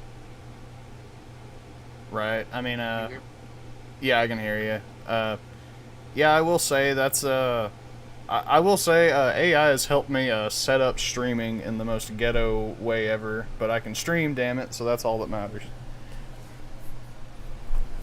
Yeah, I'm probably going to have to use StreamYards in the future, though. I like using OBS, but I think that Discord's having some kind of issue. You know, maybe technically I could use StreamYards for people's voice and still use OBS. Possible, just don't live stream them at the same time. Yeah, probably. One question that I had, because like I said, I'm not here in bad faith or anything. This is just a curious question. Are you aware of TJ Kirk and Scotty Kirk actually living pretty damn close to you now? No, I wasn't aware of that. They're in Missouri? Yeah, they moved. Yeah, I believe it's Missouri. Which that's what TJ said. He said he actually doesn't live too far from you now. He was actually wanting to. I guess he's hoping that you're watching one of his streams or whatever. He said it a couple times that he would like to. I don't know how you'd feel about this, but that he'd like to actually like sit down and talk to you, but he would want to do it like, you know, like across a table or something, and just kind of, I don't know, catch up and I guess ask some questions and you know, address some things. I don't know exactly what it would include, but I know he's mentioned that in the past couple of streams. Well, he doesn't as often do stuff about me and everything, so I don't watch him as much. Used to watch him all the time back whenever I was an actual atheist, but yeah, we've got our issues and all that, but he's always known my phone number, he knows how to email me, he knows how to contact me, so I think he's just pulling people's legs on that. Maybe. I said, I know, like, not to, I will say they have seemed to, mention you a few more times recently. It's been nothing like huge, but you seem to be actually coming up more in a conversation, and that's actually part of what made me want to like reach out to you. Is I was like, oh, I haven't thought about Brett Keane in a while. Let me go see what he's doing, you know, and that's why I emailed you in the first place. Well, everybody is able to look in the descriptions of my videos, even if he somehow lost the phone number or the information. I put my phone number out there publicly. Anybody's able to call me pretty much anytime, any place. Of course, if it's late at night, you'll end up getting my answering machine. But besides that, I have not heard any kind of word from anybody wanting to talk to me across the table or anything. Oh, okay. I'm letting you know that was mentioned. Like I said, do with that information what you will. But I do think they are in Missouri now. I mean, I don't think you're the reason. I think it's because it's you know, it's cheap to live there relatively compared to a lot of other states. But, you know. Yeah, real estate's very cheap down here in Missouri. We call it the show me state. Yep. Now, let me ask you a question. Is, like, because this is memes mostly, but is Don's chili really that good?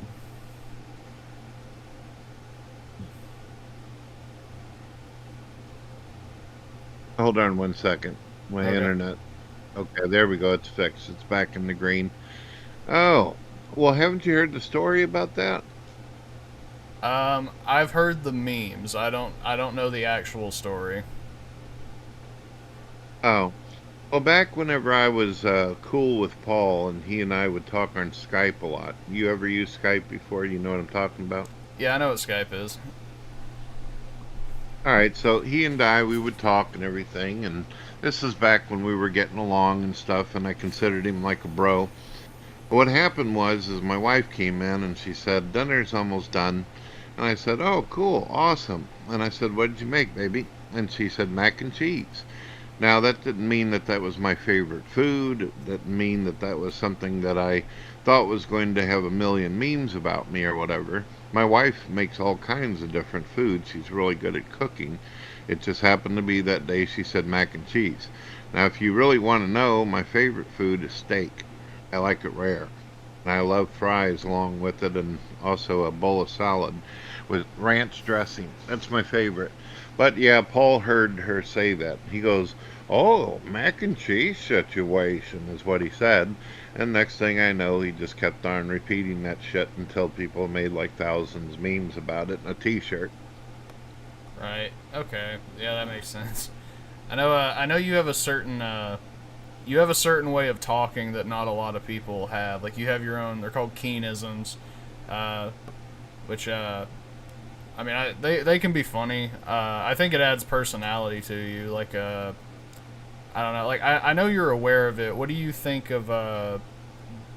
Do you think that your Keaneisms kind of give you personality, or I don't know, what do you think about people kind of ripping on some of the words you say?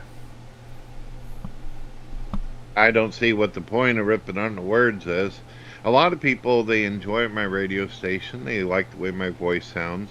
I think the reason why I have such an unusual accent is because I grew up in St. Louis, and then I moved out 17 miles south out into the country area.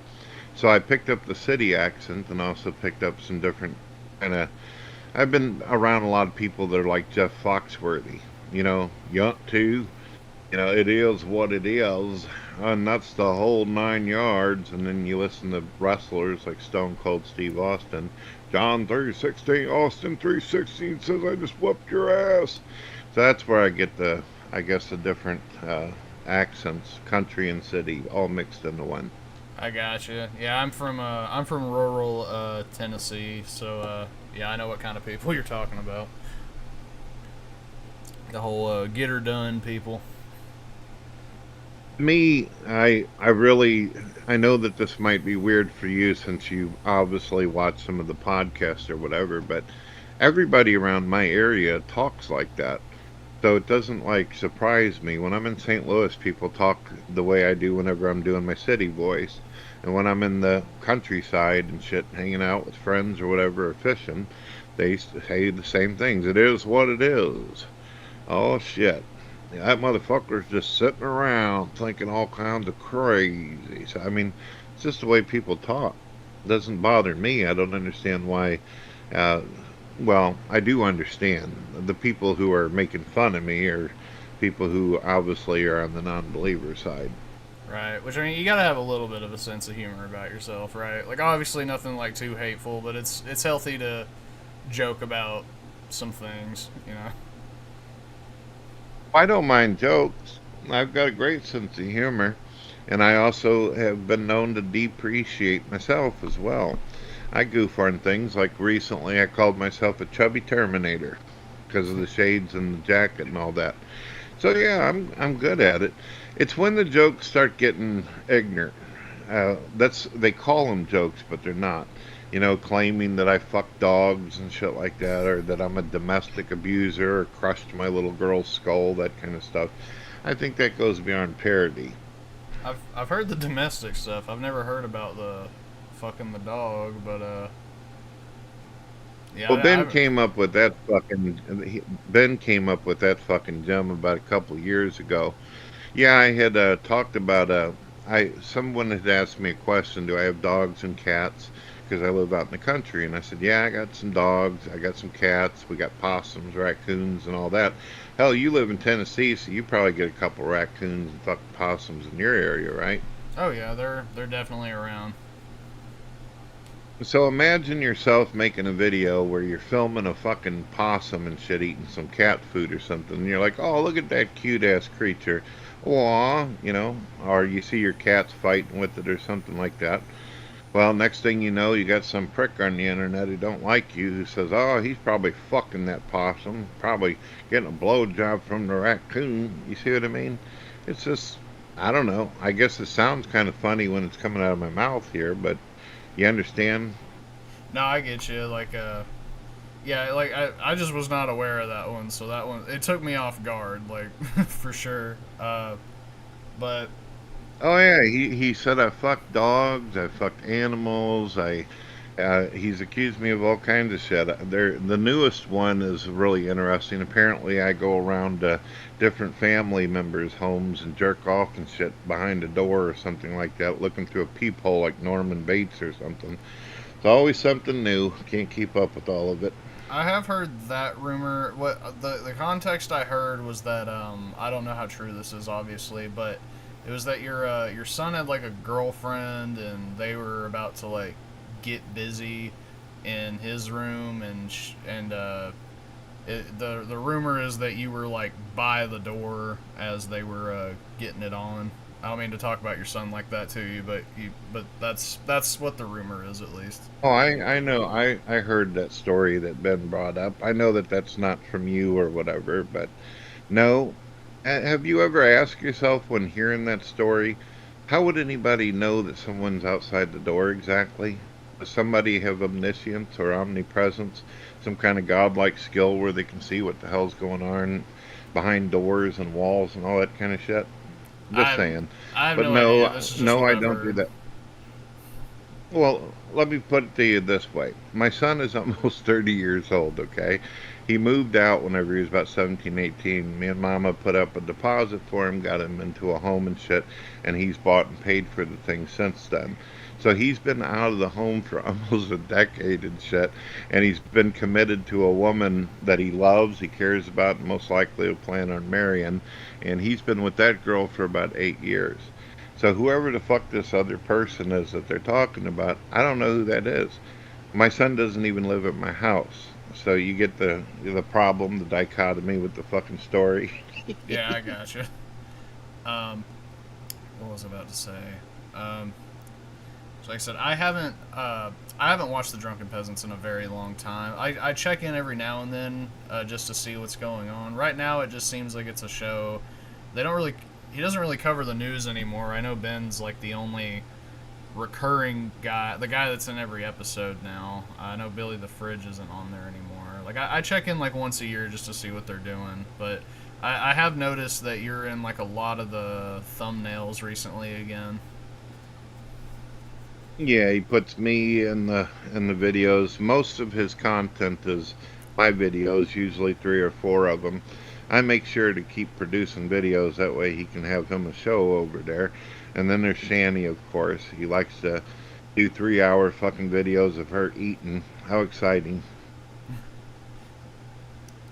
Um, Could you, would you, could you imagine that? Live streaming yourself eating a Subway or something, and somebody's just sitting there talking about the way you eat and the way you look and how fat you are. I don't know. It just seems like a disturbing thing to do to people. right? It doesn't interest me. Yeah, like if something funny or crazy or horrible happened, I get why that's entertaining. But yeah, like every episode, just reviewing every video they've done, even if nothing crazy happens. Yeah, I think it's a little too much, in my opinion. Like I said, it's not my show, and he has more subscribers than me, but that's just my 2 cents. To be fair. Yeah. Oh, if you got any more questions for me, I'm all ears. Let's see here. Would you be? I don't have like, I don't know like TJ and them personally, so I'm not like their PR guy. But would you be open to actually sitting down with TJ like across from a table and just chatting, or do you think that ship has sailed at this point? I don't know. He would have to, like with any normal person out there. I mean, this would be like me all of a sudden saying to you, "Hey, you have a problem with meeting me out somewhere, a total fucking stranger, because you don't know me personally." Well, he doesn't know me personally either. He knows a couple things we used to talk about when we were buds, like almost 20 fucking years ago. But everything else since then has just been memes and made up shit from these podcasts. So he would have to do like a normal person, contact me through email or phone and say, "Hey, man, let's let bygones be bygones. Would you be interested in having a chat? And I would probably react to it or respond like any intelligent person would be. You're not going to trust somebody who's been fucking hating on you for years and just go out and meet him somewhere. You don't know what the hell's going to go. I don't know if he's going to attack me with a fucking banana or something, right? So He's gonna pull so it I'd right have out of his to. ass and come at you with it. Now, I would do this. I would do this. As far as TJ goes, I know some people think this is weird, but he doesn't irritate me as much as Ben does. If TJ actually said, "Hey, Brett, would you come up and hang out with me on a podcast?" Paul's not going to be here because Paul's like Ben, where every 5 seconds he's got to mock you and insult the fuck out of you, and it makes a conversation really difficult to have when you got somebody like that with their fucking chin flapping in the wind and shit while you're trying to talk. But if he alone, TJ, were to say, or his brother, both of them is fine. I'm cool with Scotty. If they were to say, come up on the podcast and let's just chill and talk and stuff and talk about the news or something, I'd do that. I'd be fine with it. Okay, I think they would actually be very open to that. Like I said, I don't talk to TJ really. I'm just more aware of him than anything. But I think they would actually be. I think he actually would be okay with that. Honestly, but that would be cool to see. And that's the thing is you guys haven't really talked in a long time, like you said, and I think I think the waters have calmed a little bit. And I think that's where he was coming from when he proposed that on his show, like not to you but to the audience. It's more of a catch-up thing more than anything. Well, you have to, you may not know this or know the history enough to realize this. I don't know how old you are, but back whenever TJ first got that whole Drunken Peasants going, he actually did reach out to me through Twitter before Elon Musk bought it. And he said, "Hey, Brad, I was wanting to know if you would participate in my podcast." And I said, "Are you sure? It seems like there'd be a lot of aggravation and all that kind of stuff." And he goes, "No, man, turn over a new leaf." He made it sound like he wanted to be buddy-buddy and shit and just chill out. So I was like, all right, cool. So I did actually go on the show. And I hung out with him, but he had Paul on there, Ben, Scotty. And they started getting personal and nasty and all that shit with me. And I'm like, man, I thought I got on here in order to be able to work shit out with you, not to be, fucking shit on by 4 fucking animals. And that's what happened. So when the second time came around, I said, dude, I'm not going to come up there and be like a fucking clown you can throw balls at and shit. Drop me in a bucket of water or whatever for free. 3 hours of that shit, you're going to have to pay me, sir. So what happened was every episode afterwards, they paid me $1,000 to go on there, and I just sit there and let them fucking cheese on me. I remember that. I think, if I'm not wrong, your first appearance, you were all on a Skype call, right? And I think G-Man was there too, and it was kind of a religious debate, even though it kind of became like a Paul versus like G-Man argument more than anything. Yeah, I invited actually a G-Man, which was a very mouthy Christian, Nephilim free, and also I brought an atheist friend of mine as well, called Adam Lore. That's right. Yeah, I remember that video. That was a long time ago. I actually thought, I told TJ whenever he invited me, because he originally just wanted me up there, and I said, dude, the last time I went up there, you got 4 guys against 1 and shit, and it's not very exciting. You don't want to talk the Bible. You don't want to talk about God. You don't want to talk about any of the things I'm into. You're not a gamer. So what are we going to do? And he said, I'll pay you $1,000 and we'll just fuck on you the whole time. People will enjoy it. Like an antagonist or something like that for the show. So I was like, well, money talks to me. It speaks. My PayPal's hungry. He fed it. I showed up. Right. I mean, it definitely got views. Like, it was a big deal when it happened. I remember when, you got paid $1,000. for it. I think that was around the time they were saying Zao Dadong or whatever. But, Yeah, I used to make fun of atheist dictator names. That was, I guess, what they call a Keenism. I called him Zao Ding Dong and shit, and they decided to come up with their own shit about it. yeah. I thought the name was funny. No, I mean it is. That reminds me. I basically just have like one more question for you. How is your? Isn't about mac and cheese, is it? It's not about mac and cheese. You've given me the explanation on mac and cheese. What is how is your agoraphobia doing? Like, has it improved at all? Like, or like how's that whole situation going? Well, I have mild agoraphobia, but I'm still able to go out places. My problem is that if I have to go out somewhere real far, then my wife would have to drive. The problem is what it does is it causes me to lose my vertigo, and it's dangerous to drive whenever things seem like they're sideways or upside down for you. You understand vertigo? It's like you're on a roller coaster ride and shit going upside down, and you can't drive down a highway like that when you're looking up at the sky. It's a very uncomfortable feeling that gives you a little bit of anxiety. I've had vertigo before from an ear infection. Yeah, it's not fun. So Yeah. that's the deal. As far as the issue though, since I was younger and I discovered that I had it, I didn't just say, "Oh fuck it, I give up on life" kind of thing. I said, "You know what?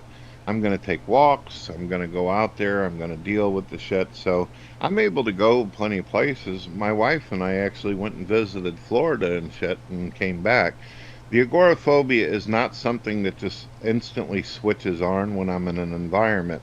There's sometimes where I could walk through an open type of area and it doesn't have any effect, but sometimes it just hits you. It's like bam. It's like a person that's closed into an elevator, and sometimes they're okay with it and sometimes they feel like they need to escape. Do you understand? Yeah, I know somebody close to me that has like claustrophobia, which I guess is the opposite. But yeah, it can happen like that. Like they can be in like a small room, but yeah, if it's like an elevator or something, they freak out. The way to deal with fear is to face it, and that's I what agree. I've done. And the reason why I took it so seriously to try to do something, there's a lot of people out there where it gets worse for them and they get to the point where they can't even walk outside their damn door. But me, I couldn't do that. I had kids and I wanted to be able to take them to Disneyland. I wanted to be able to go to teacher conferences. I was wanting to see my son and daughter grow up. And I said to myself, I am not going to let this bullshit fucking cage me in. No way. So I have fought it and I've challenged myself and I'm getting a lot better. Okay. Which that's pretty cool. It's cool you're improving. You know, you don't want something like that to get worse. It's good. It's good to hear you're. You know, you can go as far as Florida now. Um, I don't know. Do you have any questions for me or anything? I guess if not, we can call it a day. Well, I hope you continue to participate whenever I go live. Unfortunately, I've had a lot of people throughout the last 10 years where they say, "Hey, Brett, I'd like to talk to you." And then we end up having conversations about drama going on other people's podcasts. And then these people, they say, "Man, I really had a good time talking to you." Like I talked to a guy just a month ago and shit. Really cool motherfucker. Played guitar for me and everything on one of my live shows. I don't know if you got to see that. I really enjoyed his company, so did Smokey, but he's never returned since. After he asked all of his drunken peasants questions, he just didn't seem to have interest anymore in hanging out, and that's sad. No. I mean, I probably won't be. I won't be here all the time, but I definitely wouldn't mind doing this again. I think overall, I think we had a nice discussion. You know, it didn't get too heated. We weren't hurling insults at each other or anything. So yeah, I definitely don't mind stopping by at some point in the near future. I'll probably use StreamYards. I don't know if you've ever used that environment, but I'll be able to put people on camera and all that kind of shit. Only reason I like using OBS is because it allows my microphone to have bass in it whenever I'm recording and sounds strong. On StreamYard, it sounds kind of weak. Everybody sounds like they're on a fucking AM radio. Yeah, that's what I use as OBS. Um, but yeah, I don't know. Do you have any more? Do you have any more things to say? I guess before I peace out. I gotta go to work in the morning. Oh, all right. Let's. I was happy to have a conversation with you. I hope that you think about some of the things I talked to you about spirituality, the supernatural, and all that. I'm not trying to get anybody to join some kind of religion or compound or anything like that. If you're at least open-minded to the concept of God, I feel like I did my job. Okay. Yeah. Like I said, I think we had a good conversation, and yeah, like I said, I'm not. I'm not an anti-theist. I'm one of those people with evidence, and and I'm not trying to convert people to atheism. That was a joke earlier when Smokey was on, and I was like, join us, Can I ask you a couple questions real quick before you take off? What you had mentioned earlier that you do have family members that you love, and most likely you got friends who believe in God. What is it like for you to be around family? I'm sure they treat you good and all that kind of stuff, but what is it like being in a family where people are believing in God and you don't? There isn't any kind of division or wedge, is there? Not really. I know they would prefer that I was a Christian. They might kind of nudge me or, to want to be in that lifestyle, but it's never gotten like super bad or toxic. Like Christmas and Thanksgiving is always a nice time. You know. You do like Christmas and the holidays. That's good. I am so aggravated with some of these non-believers out here who want to ruin the holidays for everybody. Holy shit. Can't you just enjoy Christmas? I mean, yeah. I mean, Christmas is just. I don't even see it. I know it has religious. Obviously, it's a Christian holiday, but it's one of those holidays that basically anybody can celebrate. It's not a. You're not being forced to pray or go to church or anything. Like Christmas, I think, is more about family than anything else. Catching up with your loved ones is always nice. Same, with Thanksgiving or any of those kind of holidays. You ready for my last question before you take off? Shoot. This is a hypothetical. Okay. Let's say that you go to bed and you wake up tomorrow and you find yourself in a little dark room that has two doors up against the wall side by side. You walk up to the doors, you light a lighter or turn on a flashlight, and you notice that there's a sign on each door.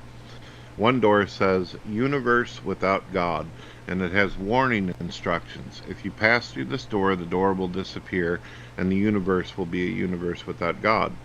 Obviously, you go to the next door, and it says, This is the universe that Jesus is in fact real. If you step through this universe is ran by a God. Do you want to do it? So, which door would you pick? I don't know if I would prefer for God to be real or not. Like, I'm not.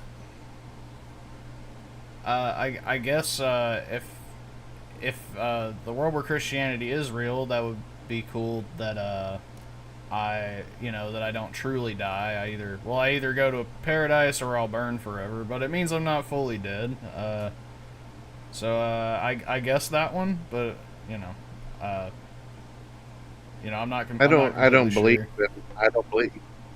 I don't know if you realize this about me, but I'm not a person who believes that hell is eternal and that you suffer day and night and all that kind of stuff, like the Dante's Inferno. I'm what you call an annihilationist. Oh, okay. What's that? Well, I believe what the Bible says. It says that people will face a second death. those who didn't make it into heaven, their soul will be destroyed.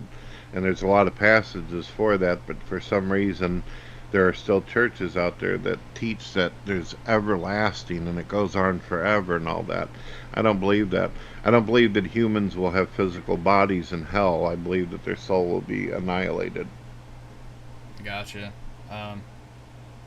Because I didn't know if you were talking about that belief. I know there's another belief where hell's not like a, well, like you said, like an eternal thing, but I know there's some people that believe hell is more of like a prison before you get into heaven. So you'd go to hell and basically serve your time, you know, because they believe no sin should be eternal punishment, and I think I kind of agree with that. But okay, yeah, your version sounds more like the heaven part sounds more like nirvana, like what the Buddhists believe. Yeah.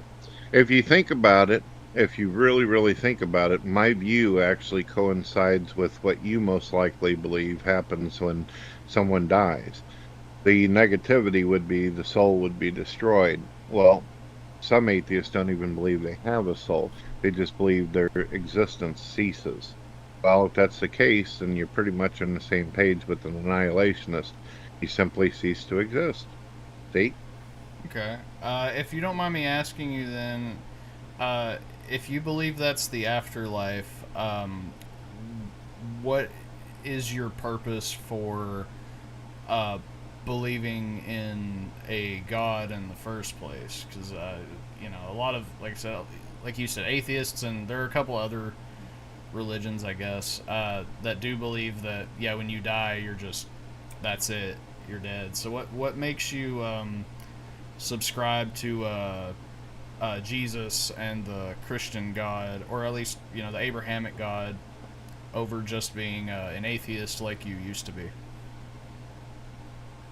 Well, I do believe that there's a positive place that people who are moral and good and actually accept God. See, I look at it like this. I look at it as God has sent out an invitation. He says, if you accept me and you want to be with me, then you simply put your faith in me, you trust me, and then you'll get to spend eternity with me where there's no pain, no war, no sorrow, no suffering ever. You'll get a glorified body and you won't ever know what pain is anymore. But the negative, obviously, is the annihilationism, the people who don't accept the invitation, where they willfully say, F you, God. They know that God is real, but they still say F you. So I believe that there's a, how do I put this, and you may not ever hear this from other religious people. They believe that you got to be a certain type of Christian, read a certain type of book, go to a certain type of church. Me, if you simply accept God and that He created you, and that He did do the miracles in the Bible, that would get you going. Of course, you got to try to behave yourself while you're going along with it, though. Right. Well, I had a good time talking to you, Brett. Like I said, I won't dip out on you. You'll never not see me again. At some point, not, you know, maybe not your next show or even the show after that, but sometime in the future, yeah, I'll definitely come back to you. We'll have another chat, but it is getting late, and I do got to go to work in the morning. But I do appreciate your time, and like I said, I think we had a nice little conversation. A nice talk, man, and thank you for helping me test out the Eve having conversations with people. I was only able to do one test with TTOR, and now I got a second chance doing it with you. Seemed to work out well. I can't wait to get that other microphone. Sweet dreams there, guy. All right, see ya.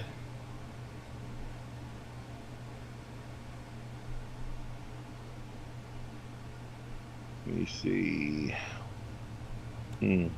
My Discord's acting all shitty. My laptop sucks, so I'm trying to figure out how to. There, wait. All right.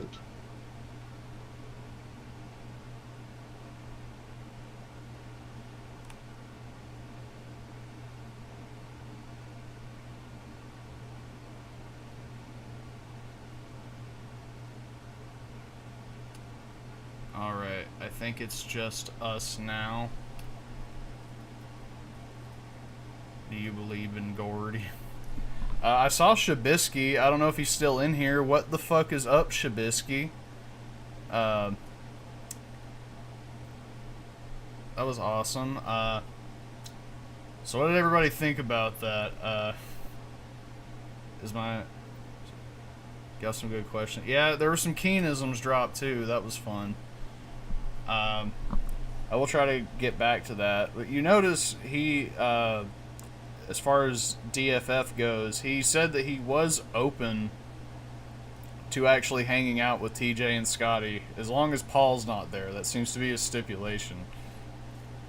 I don't know if that can be manipulated in any way, but that was, you know, good news on DFF fans' parts, right? Only caught like the last 30 minutes. Okay, well, the first fucking hour, Ray, was this other guy named Smokey talking his fucking head off and stealing the entire goddamn room.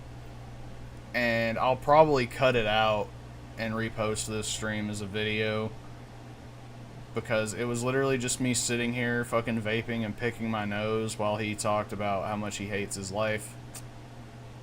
Yeah, I am glad he let me talk to Eve, because that was my first thought when I went on, was like, where the hell's Eve at? Just pull a Sam Cedar on him halfway through a show. Smokey was having a mental breakdown. Yeah, he was. There was another guy by the name of Tony Stark, and he sounded Irish, and he just, like... Brett said he was live, and he was like, oh, you're live? And then he exited, so... Yeah, then it was just me and him. So the interview, I'm glad I did get an interview, at least. And it's cool that I can get another one. I don't know how that second interview will go. This was just more of a chill chat. I wasn't in a fighting mood today. I'm kind of in I'm also just tired. But yeah, I think that went well. This is the most views I've got on a stream in a hot minute, so that's cool. Everyone be sure to like the stream, by the way, and share it. If you want to share it with any content creators and get me publicity, that'd be kind of dope. Oh no, Paul's ego, what a fucking nightmare. Yeah, like, there were a few I'll have to go back through, but, like, I was trying not to laugh so hard when he said, yeah, people say I fuck dogs. I was like, I wasn't aware of that. So that threw me off. Like, I know about the abuse and everything, but that was, you notice I was, like, holding my mouth, like, trying not to talk. Appreciate all the, cool feedback. Yeah, I tried to ask some questions. I might decide to talk to him at some point myself, but I want to discuss ideas with him and avoid drama shit. Yeah. Like, yeah, I just wanted, like I asked him some religious stuff, but yeah, I also wanted to ask him a little bit about drama, just to see if he, you know, because I'd like some updates, because I haven't paid attention to Brett in a long time.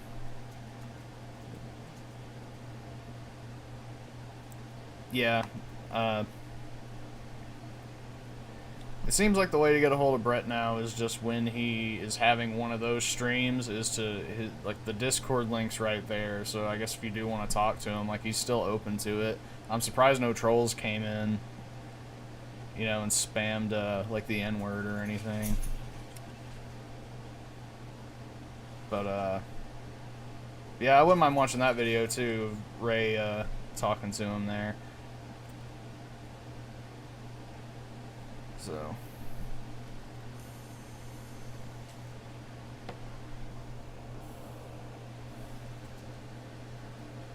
yeah, exactly. Like, I'd never heard Brett.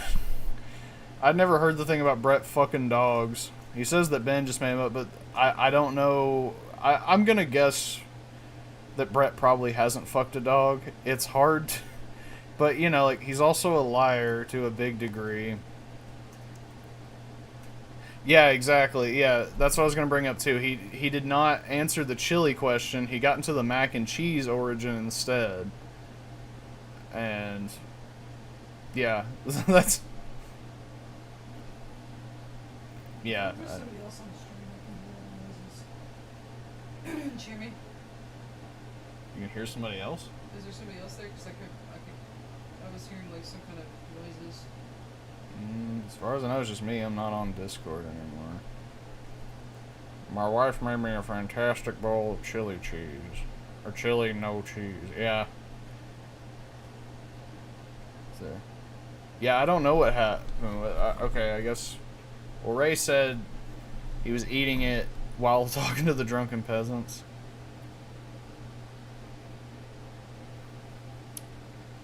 But I would have liked to talk to Eve more, but I was hoping like they could both be on at the same time, but it looks like Brett hasn't rigged it up to where he can have a guest and both of them on yet. But that'd be interesting to see, like, if you could like set Eve up to like say something he doesn't like, and then he'd be like, no, fuck you, don't make her say that. But yeah, I think I'm gonna call it quits for the night. And but I hope everybody enjoyed themselves. Or wait, what'd you say, Ray? My question is, how does Brett feel being a pioneer of mukbangs? He definitely just walked away to the fridge. You could hear him in the background.